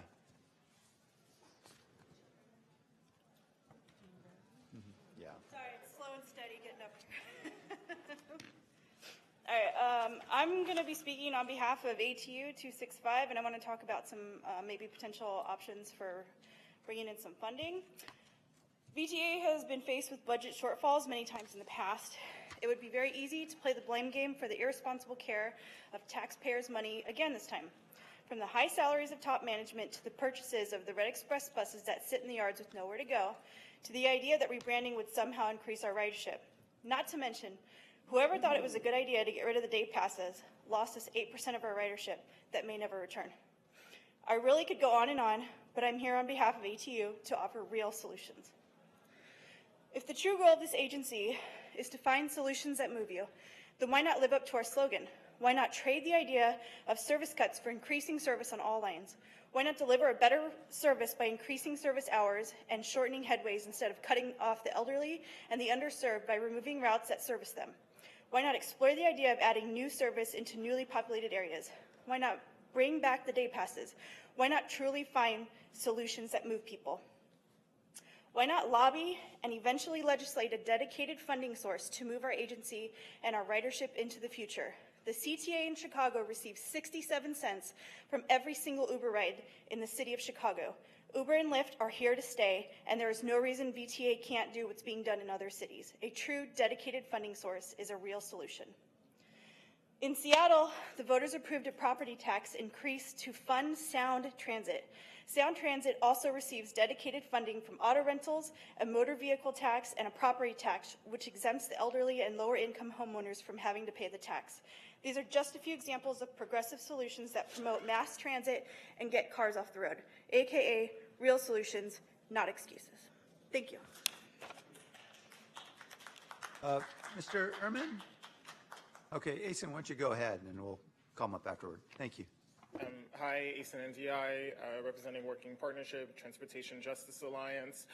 Today is actually the one-year anniversary of my first VTA meeting. At that VTA meeting, I was introduced to the Next Network Transit Service Plan, and obviously it's been a year. There's been some changes, some updates, some delays around the implementation of that plan, around the opening of the BART station. Again, I asked about this last month, would like to know what the plan is, as I have a lot of advocates from the low-income, senior, and disabled community who would like to know where their bus hours went. Thank you. Thank you, sir. Mr. Ehrman? If not, Mr. Beekman. And after Mr. Beekman is Eugene Bradley.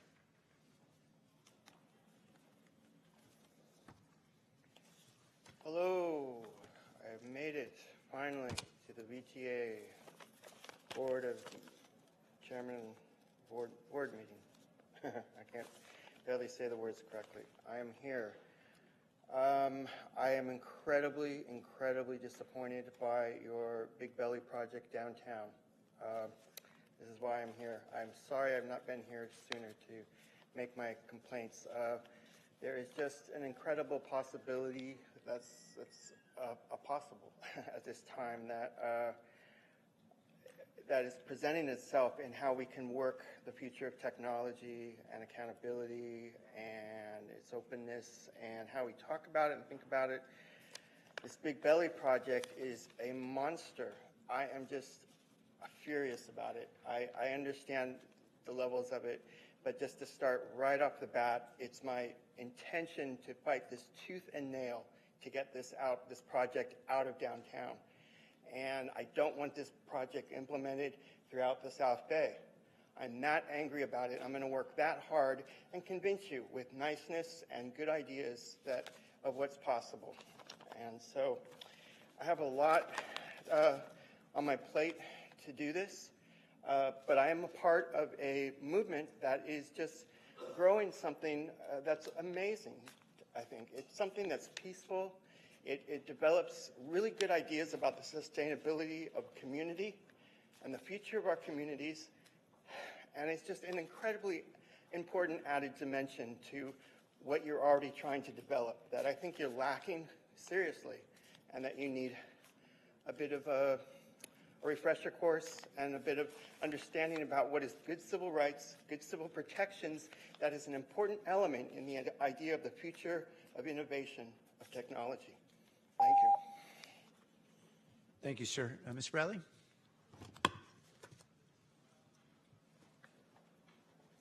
Evening, board members.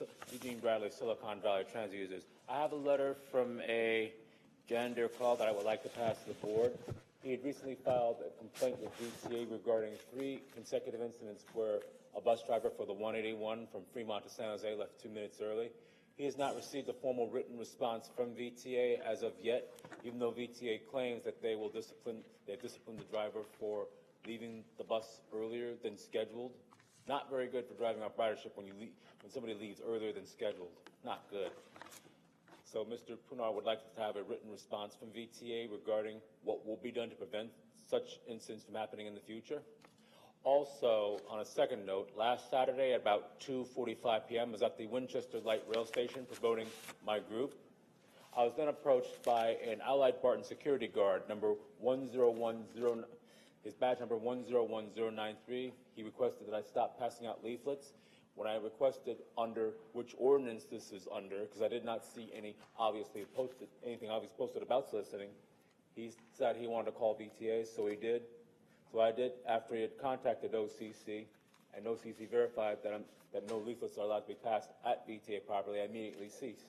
This is interesting because I've been doing this for the last 15 years, and I did had some security guards actually allow me to pass these leaflets, which I'd like to also pass to the board. Notice they're non-political, non-threatening, or non-religious. So it's interesting that I want to see, what I would like to see, a written policy regarding VTAs and soliciting, which clearly states what is and what is not allowed. Because otherwise, since I don't see any signs at Winchester forbidding soliciting, this is a potential abuse of my First Amendment rights, and this needs to be corrected. Thank you. I want to pass this on to the board members just to prove this is what's being passed out. Thank you, sir. You're welcome. I'd like a written response to the second comment, please. Okay. Thank you. All right, those are all the cards I have now from the public. So we'll move on to item 5, public hearings. We have one item 5.1, which is resolution necessity for one property for the Caltrain Peninsula Corridor Electrification Project. This item requires the affirmative vote of 2/3 of the board or 8 members. Now, Ron Golem, the Deputy Director of Real Estate, will provide a brief presentation. And Ron, I understand that one of these 2 items is settled. Is that right? That is correct. The item for JJ&W Company, Caltrain has reached a handshake agreement. They've withdrawn that item, so the hearing is just for the one item for CC Ventures. Great, thanks, Ron. Great. I'd also like to let the members of the board know that with me is Brian Fitzpatrick from Caltrain, who's my counterpart, along with Dave Couch's project staff, to help answer any questions you may have. So we're here tonight to talk about the other visionary rail project in the Bay Area, which is electrifying Caltrain in order to allow major service enhancements. VTA plays an important role beyond our role as one of the 3 members of the Peninsula Corridor Joint Powers Board that operates Caltrain. In Santa Clara County, because Caltrain does not have eminent domain authority, we assist them in acquiring properties when necessary through eminent domain. As you may recall from previous occasions when we've come to the board, there's a cooperative agreement between Caltrain and VTA that establishes that support. We assist Caltrain, they cover our costs associated with providing that service. So tonight, I'm looking for the clicker here.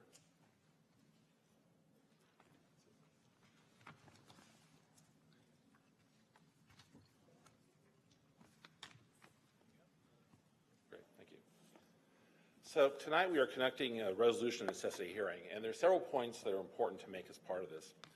The first is that the board has full discretion as to whether or not to accept the recommended resolution of necessity. The second point is that the amount of compensation is not a consideration in this hearing. Finally, the board must make each of the findings contained in the respective resolution of necessity prior to their adoption. The map here shows the relative section of the alignment, and again, the second item for JJ and W Company has been withdrawn, so this is just a discussion about the CC Ventures site.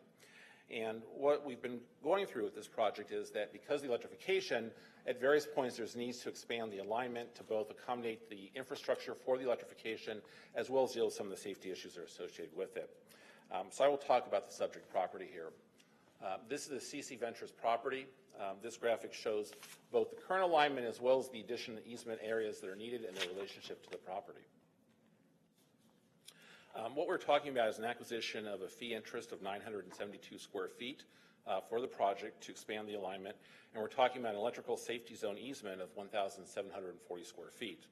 This is from a property that overall is about 4.9 acres. As is often the case, Caltrain does this the same way we do, which is that oftentimes this process is necessary both to ensure that the property can be acquired so the transportation project can proceed on schedule. However, prior to entering eminent domain, Caltrain will make every effort to reach an agreement, and oftentimes, as we have found, the fact that the board issues the resolution of necessity is an action that helps galvanize the properties and bring folks together to reach the necessary agreement.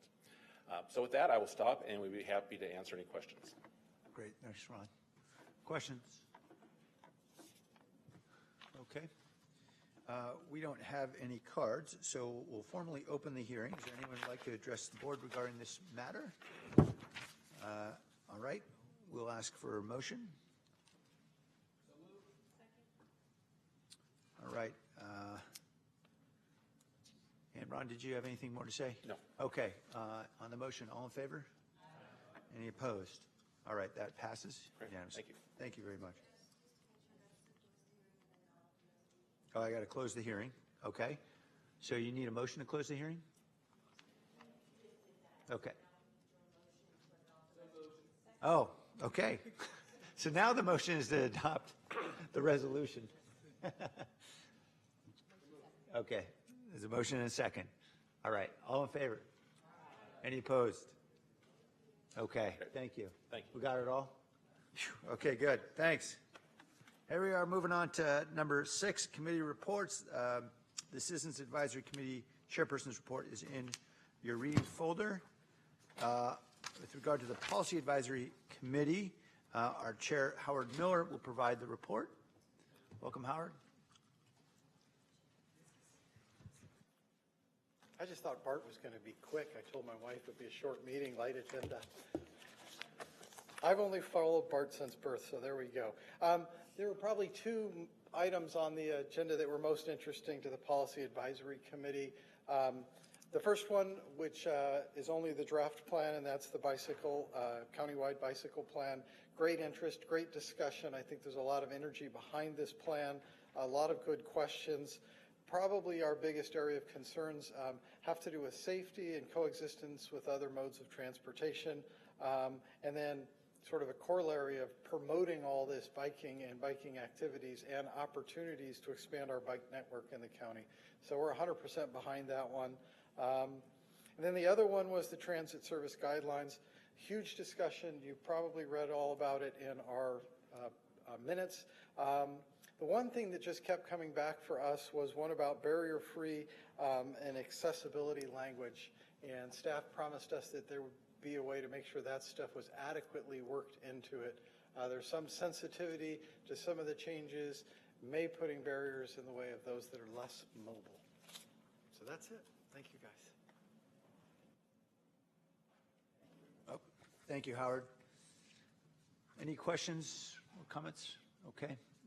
On to item 6.3. No, that's in your reading folder. And Director Bruins will provide a short report on the Ad Hoc Financial Stability Committee. Thank you. The Ad Hoc Financial Stability Committee held its first meeting on March 9th. The committee elected Director Johnny Camus as the vice chair. The work schedule was approved and shows us meeting monthly through June. I believe we also determined we need to extend the length of our meetings. It is our intention to have recommendations to the board to help address the financial challenges we face in time for the second board meeting in June. The stakeholders is an active group, heavily engaged, and asked a number of clarifying questions. Staff is gathering the information they requested and will have most of the questions answered in time for our next meeting, which is on April 13th. At our first meeting, the committee reviewed VTA's financial history, the purpose of the committee. We received an overview of VTA's budget and the structural deficit we need to be addressing. It was agreed that we will bring on a consultant to assist with some of the research and examination of best practices by other organizations. At our next meeting, we will have a presentation on emerging trends in transportation, and then we're going to get down to business examining the causes and potential solutions to our financial issues. That ends my report. Thank you, Director, and I appreciate your willingness to serve on that committee. That is a very heavy lift, we know, and it's going to be coming back to us very soon. So thank you to you and Director Camus and Director Chavez. Okay, we're now on to the consent agenda. I have a request to pull item 7.3. Oh, I'm sorry.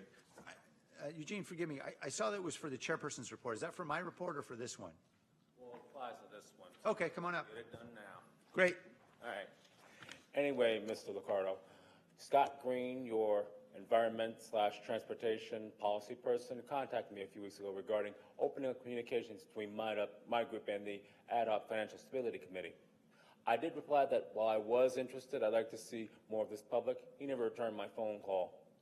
I still want such communications open between my group and the Ad Hoc Financial Stability Committee because we have several awesome ideas that VTA desperately needs to build up its ridership and fare box recovery. So have Scott, even yourself, call me. He has my number. Let's make it happen. Thank you. Thank you. And I do want to remind you those ad hoc committee meetings are open to the public. Are they timed at 1 p.m.? Or? I don't know, actually. Elaine will get you the information. Right. Thank you. Absolutely. Thank you very much. Okay, on to the consent agenda. I request to pull item 7.5. I have a member of the community would like to speak on 7.3. That's Sean Mulligan. Yeah, 7.3 pertains to the creation of additional committees for the BART extension project. I'm just going to read you the back of the scanned excerpt from the image of the contract that's been violated. Silicon Valley Rapid Transit Policy Advisory Board.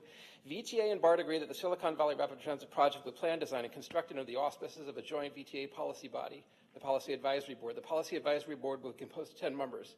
VTA will chair and BART will vice chair the Policy Advisory Board. For VTA, the Policy Advisory Board will consist of 5 members as follows: 2 VTA board members, a combination of 3 members representing Santa Clara County or the cities of Santa Clara, Milpitas, and San Jose. For BART, the Policy Advisory Board will consist of 5 members as follows: 3 board members, 1 representing Alameda County and 1 representing the Alameda City County.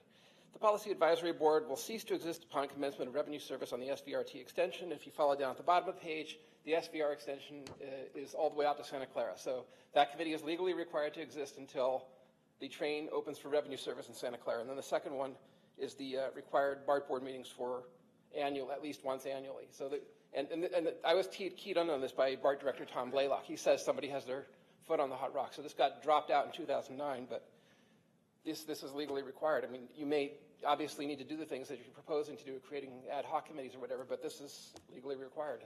And BART's director said there was no amendments to this contract. There have been letters of implementation which clarify it, but this is a big deal. I mean, we want to put this in. And I guess to ask as a rhetorical question, I got the 88-page contract from VTA as a public records request. How many of you have read it? Because I would wonder, because if you actually read it, you would see this. And the BART board also had the contract since January 11, 2008. You know, the boards change every year, and they haven't noticed it either. So you do need to do something with this. Thank you, Sean. Yeah. On this issue, our Deputy General Counsel, Evelyn Tran, I believe, would you like to address this issue for the board's benefit? Absolutely. So in regard to this issue, the contract's between BART and VTA, and if the parties to the contract chooses to put in place a different practice, that's up to them. So there's no breach if the parties have made a different agreement on that part. I asked for public records request where that is. But. Sir, I'm sorry. Public comments is closed. Okay. We can entertain a motion on all the items other than 7.5, which we're going to come back to. Okay, motion and second. These are all the consent items other than 7.5. I'd like to register an abstention on 7.6. Are there any other abstentions to register? Well, I guess we'll take a vote first. All in favor? Aye. Any opposed? Any abstentions? Okay, so that covers the consent calendar except for 7.5. I believe Director McAllister, you had questions or concerns? Yeah, I have a couple of follow-up questions. So my understanding, when the VTA is in an area and has a route, that they're required to provide ADA services along that route on a certain distance from the main route? Is that correct? Level of Jay service? Tyree can Okay. answer questions here. Yeah, the federal law is that the VTA has to provide ADA paratransit services within 3/4 of a mile of any fixed route Okay. alignment. So now with the so when you were in route, what happens when with the next network you remove the route? Then you no longer are required to do that paratransit within 3/4 miles of the old route? To the extent that any routes go away and get discontinued completely, then yes, there's no longer a requirement. So when the final plan was approved by the board of May of last year, we had an outline that showed a map that showed the impacts to the paratransit service, and I think it was very minimal. There was just a few areas that were no longer required to provide the Will service. VTA voluntarily cover some of those areas now that you've left them if the city requests it? Well, I couldn't answer that question. That's not in front of, I don't think there's a I know, it's decision just at sort of hand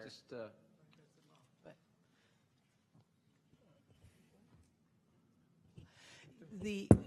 As Mr. Tyree indicated, that when we did the analysis for the next network, one of the things that we overlaid as part of our Title VI was to make sure that we were not creating an impact to individuals who were currently using the service, and in the instance of paratransit, making sure that those who were currently within the 3/4 miles that were going to now be outside of the 3/4 miles, we wanted to understand what that percentage was. And we brought a map here, and there was only a handful. I think it was only maybe 3 or 4. I think it was 3. Yeah, 3 current paratransit eligible individuals that were falling outside. And the decision was made that we will only provide it to those that were within. We were not going to extend the service beyond. So that was what the board voted. So I'm asking, because we have this, I know I'm after the fact, and but last time I asked about this, I didn't clearly understand what I was asking, but now I do. So there we have this Route 34 that serves a senior residential complex. And the question is, so now you take that away. When you studied that area in Mountain View, you're saying there was only 3 or 4 residents were using the paratransit option? I'm looking at the map now that we produced when we did the paratransit service impact analysis, and there's no impact to any areas of Mountain View. And that's partly because there's such a network that any holes that were developed in the inside, we still cover. We're still statutorily required to cover those, and so there is no change to any Mountain View residents. Okay, so 34 were covered. Well, does VTA do any voluntary paratransit on non-route areas? We do. We offer a 1 mile additional beyond the 3/4 of a mile. That's our premium zone, and we do a higher fare for those folks. So that's a non-required under the ADA. But you still have to have a route that it's tied into. Yes. Thank you. Mr. Beekman, I believe, has a comment. Thank you, Jay. Sure.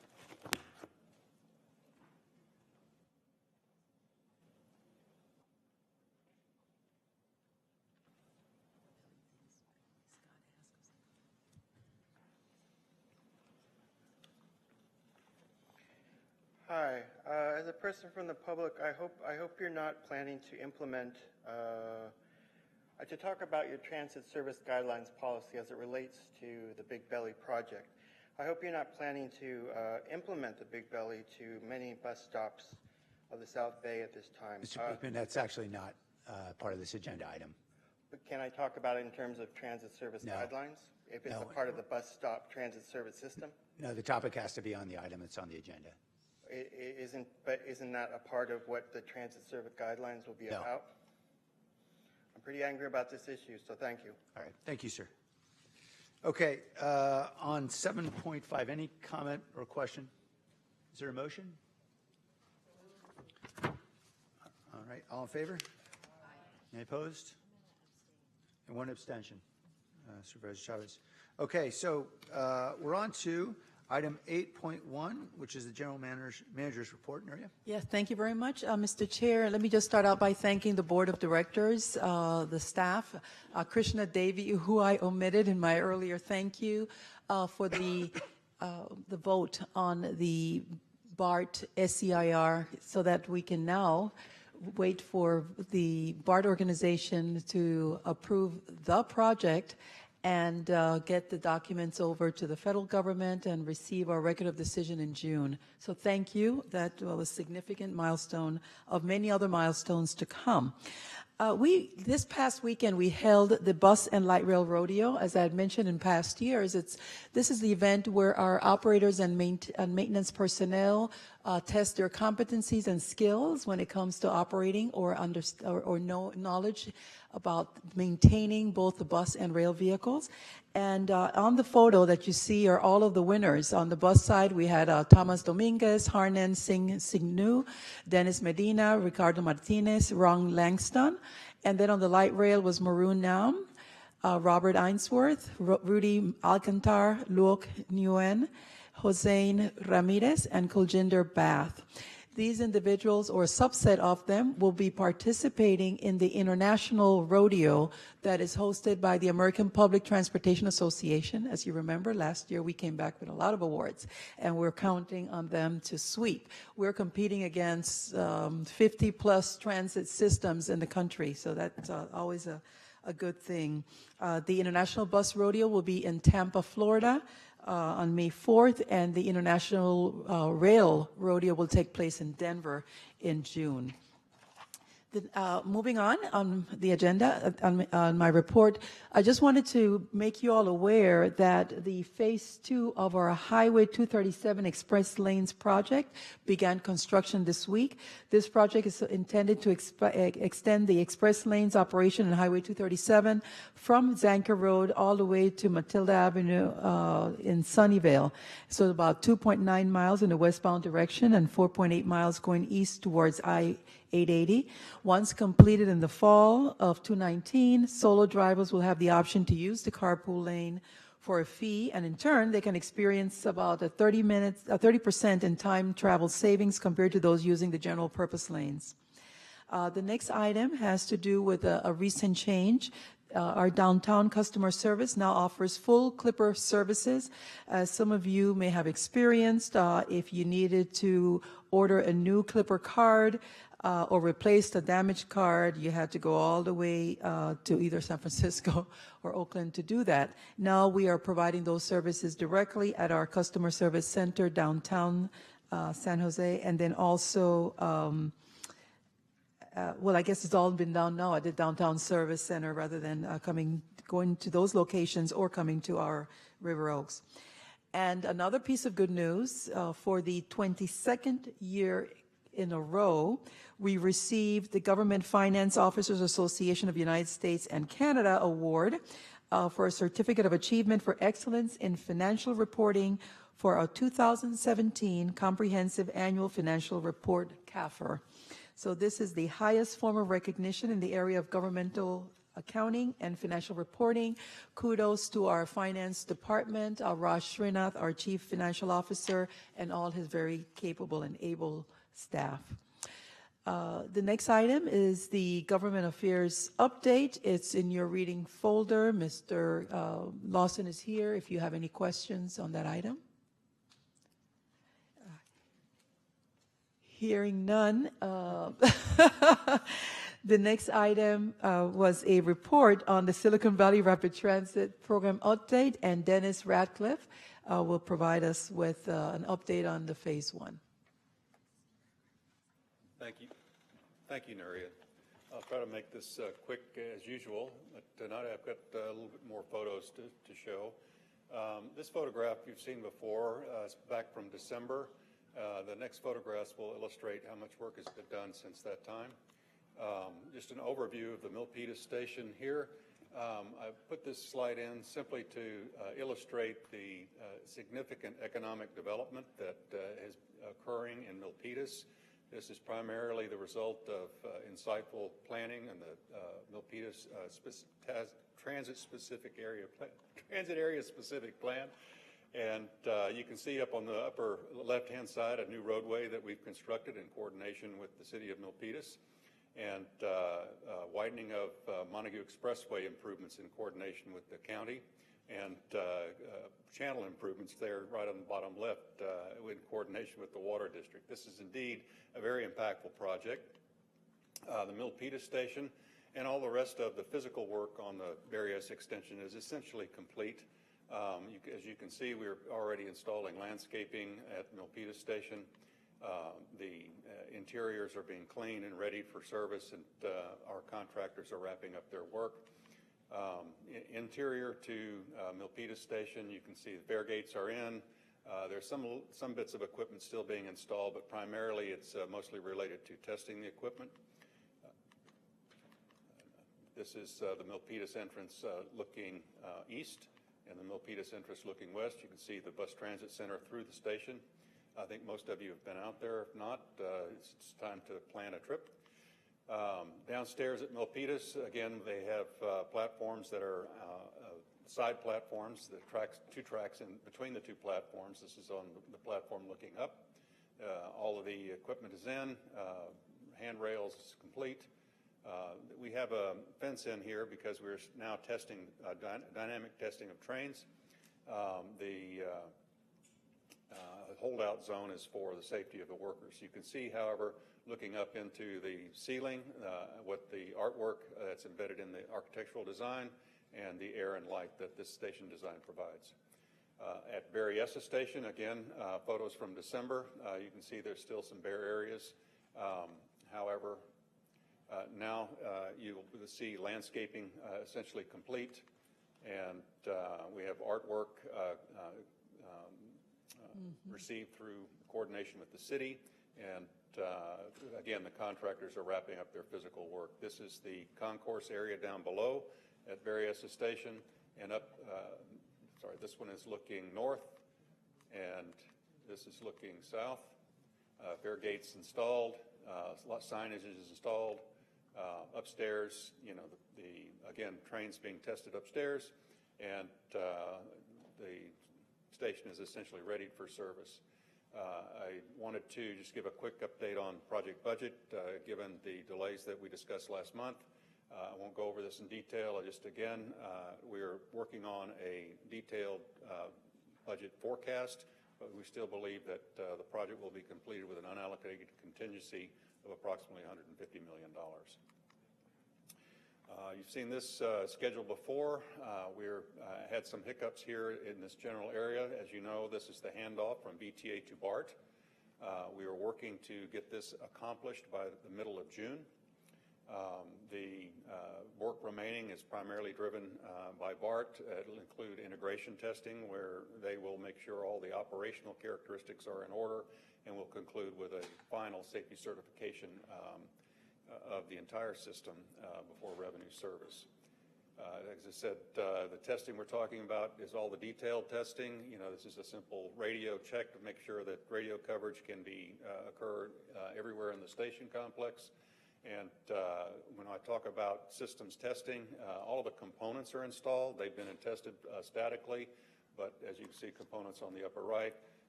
However, the dynamic testing is making sure that all those systems are interoperable. The objective being to bring trains to Berryessa. This is a photograph of a train actually at the Berryessa station, and just illustrating that things are becoming complete at the extension. Just wanted to briefly talk about schedule. We have a full funding grant agreement schedule, which expected a completion date by June 29th. And that schedule was established with the Federal Transit Administration. Our current forecast, as I explained last month, we will not be able to meet that date. However, VTA project staff, BART project staff, FTA staff, and their FTA's consulting staff are working extremely collaboratively to identify the details of what's remaining in the schedule for essentially the BART's phases of work. And a revised full funding grant agreement date is expected later this month. What I mean by that is the date that FTA will accept as a reasonable completion schedule, which will include necessary resources and risk contingencies about what might go wrong. Nevertheless, all efforts are being made to bring the project into service by the end of this year. And I just wanted to give you a status about the safety certification. Safety certification happens in 3 phases.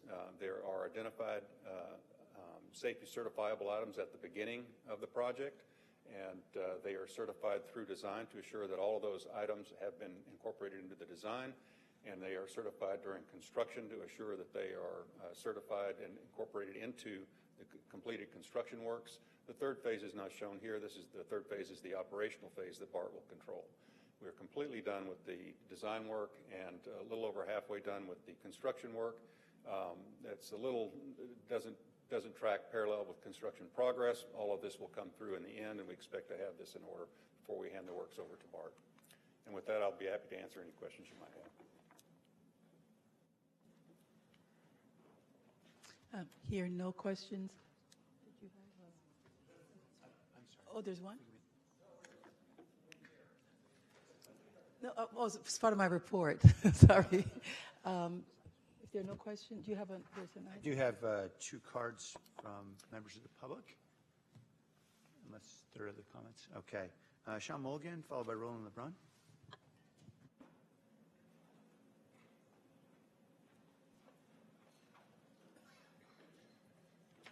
This is for 8-1B again. And it's just an excerpt from the contract, page 25. It says VTA will advance to BART $48 million annually, and you guys have talked about being a 100-year contract. If you multiply $48 million annually by 100 years, that's $4.8 billion. So, and as Cindy Chavez at the last board meeting noted that she didn't want to get this on a Friday and vote the following Thursday. The BART board has 2 dedicated board meetings for readings of this contract, the first reading and a second reading per their meeting January 11, 2018. What does the VTA, I'm hoping that there will be multiple board meetings on the operations and maintenance contract. I don't know of anything where you commit yourself to $4.8 billion potentially without extensive public involvement. It's like 4 times the general fund of City of San Jose. It's a lot of money. I think it's more than what the county budgets in a year. It's a staggering amount of money. And I've been on an HOA board for 5.5 years, and I know that there's only a certain amount of reading that people are willing to do, and this is intense reading. If you read that 88-page contract, it's a lot, and you're going to potentially get something that's, 500 pages. It could have all kinds of illustrations in there, so there's a lot to review. And I hope that you guys, you read the 88-page contract from 2001, and that you do a lot of due diligence on that contract. I don't have much more to say. Thank you, sir. Mr. LeBrun?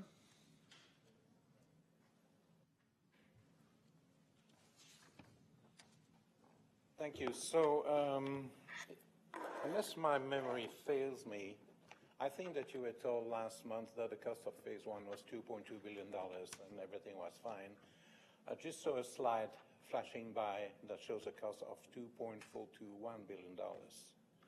So I'm not quite sure what happened there. Another thing is, if you look at MTA's report to the legislature in Washington, the cost of phase two is not 4.7 or 4.9 as reported in the press.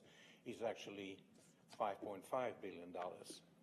Then my question is to you is, where's the funding coming from? Because the numbers don't add up anymore. And at last point I'd like to make actually to a comment that Director O'Neill made earlier about potentially not going to Santa Clara. I think right now we are estimating that we paid $40 million for the New York parcel. I think the time has come to approach Google or Apple or somebody else and ask them how much they would be willing to offer for a 40-acre parcel right by Avaya Stadium, and take it from there. Thank you very much. Nuria? Mr. Chair, if I may, I'm going to ask Dennis Radcliffe if he could clarify the various dollar figures that Mr. LeBron has brought up.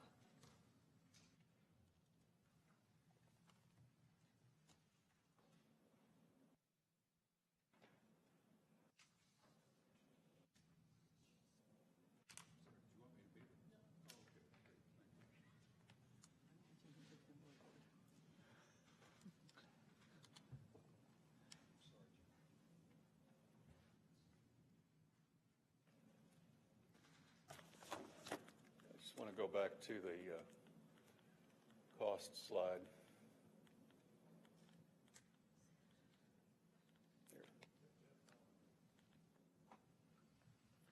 Okay, so there's two project numbers that you need to understand. The line items 10 through 100, these are what we call FTA standard cost categories. All costs within which FTA is participating are included in those categories. There's another category here, concurrent non-project activities, and those activities are activities that VTA is conducting in conjunction with the federal project that FTA is not participating in.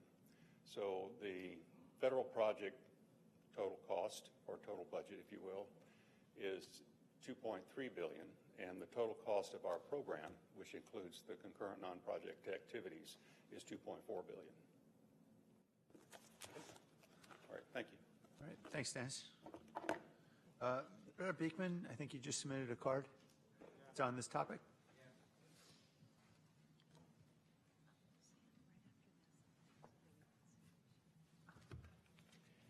I think I'd like to start off with just a point of clarification.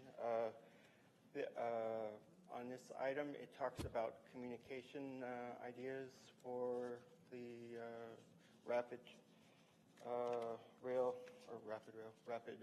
transit. And to mention item 7.5, it mentions strategic plans, goals, providing fast, frequent, and reliable transit. So I figured my big belly question was in line with these communication questions. Mr. Beekman, I'm sorry. That was just my feeling. Yeah, I understand. It's not pertinent to this item, though. Okay. Okay, we do have public comment, though, at the beginning. You're welcome to speak at that time. Okay. Okay, thank you. Thank you. Yes, so Mr. Chair, I just have a few more things I want to say to conclude my report. One, that the security statistics are in, and also the ridership information is in the reading folder and the public folder. But I wanted to highlight that we have seen some significant travel improvements and ridership along our Alum Rock BRT line. The Rapid 522 weekday ridership has increased by 26%. And the weekend is up as much as 55%.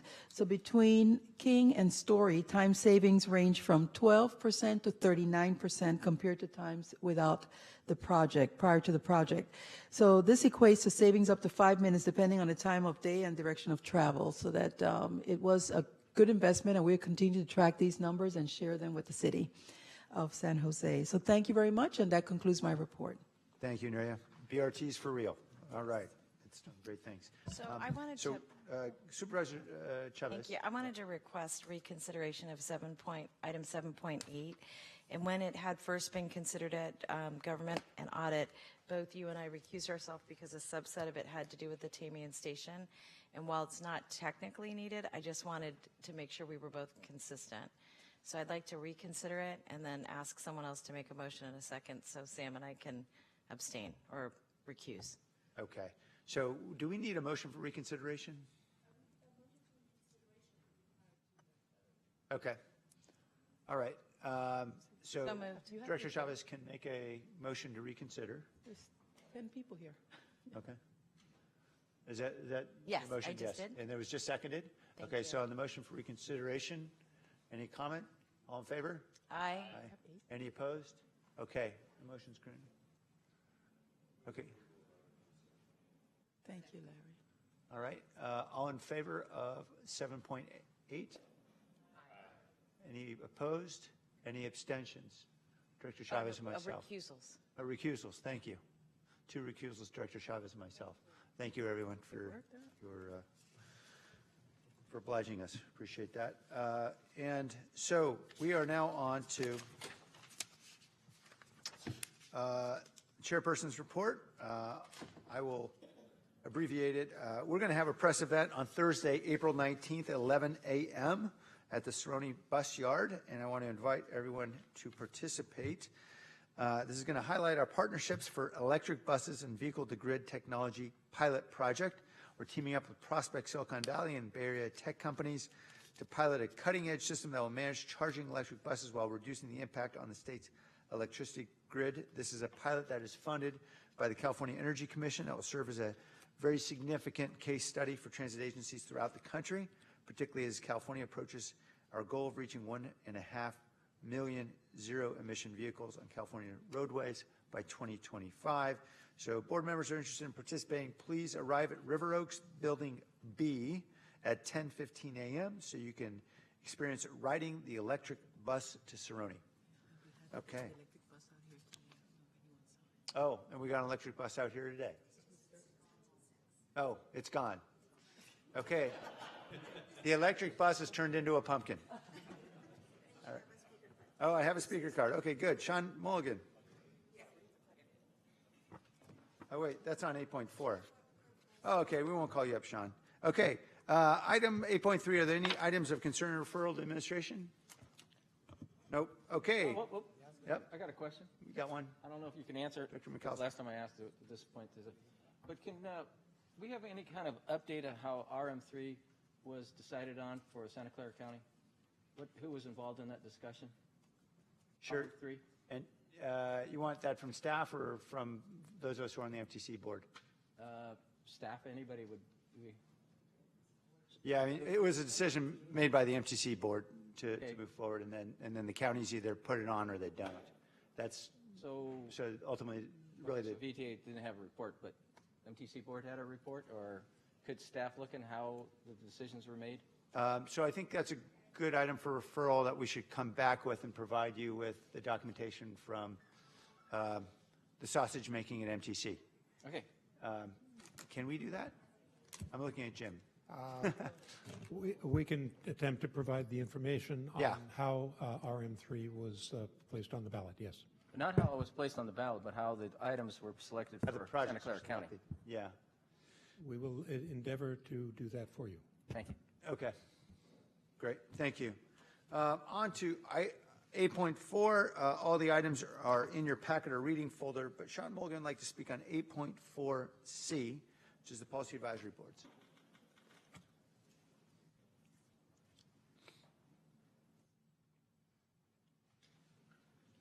I'd just like to note that I agree with BART Director Tom Blaylock that policy advisory board is legally required by the contract, and that I'm disagreeing that you've modified it, but I will submit a public information request to find out what you talked about. And I did ask, my public information request says any documents that substantiate why this committee should not be meeting, so maybe you'll get a chance to take a look at that. All right, thank you. Thank you. Okay, we're on to announcements 8.5. Mr. Beekman.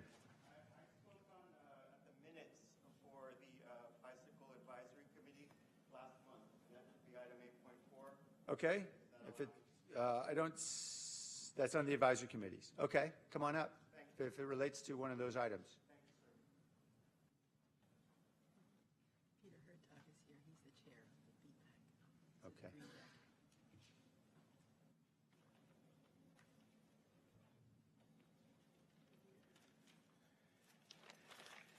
Thank you. I'm very sorry. Thank you. I spoke at the Bicycle Advisory Committee last month. It was an important meeting about how to decide the future of the seats on that meeting. And I felt the staff, they're very concerned about the VTA's choices of wanting to put a more corporate idea onto the bicycles or the Pedestrian Safety Committee. I was very worried in there what they want to do. And but I spoke, that was my first introduction to speak about the Big Belly process. And I hope I can offer you at this time 4 ideas that I've mentioned before at San Jose City Council, but now that I'm here at the VTA, to finally mention these to you as ways to develop plans to work to complement the Big Belly downtown. Mr. Beekman, I appreciate your creativity, but actually the Big Belly project wasn't on that agenda either. So, but I spoke on the minutes. I understand, but speaking doesn't put it on the agenda. Isn't it a part of the meeting process? No, sir. No, sir. You're entitled to speak during public comment about subjects that are not on the agenda, but not otherwise. Okay, we'll work on it. Okay, thank you. Thank you, sir. All right. Announcements. Are there any announcements? All right, hearing none. There are no closed session items, so yippee, the meeting is adjourned. Yes. Thank you again. Thank you.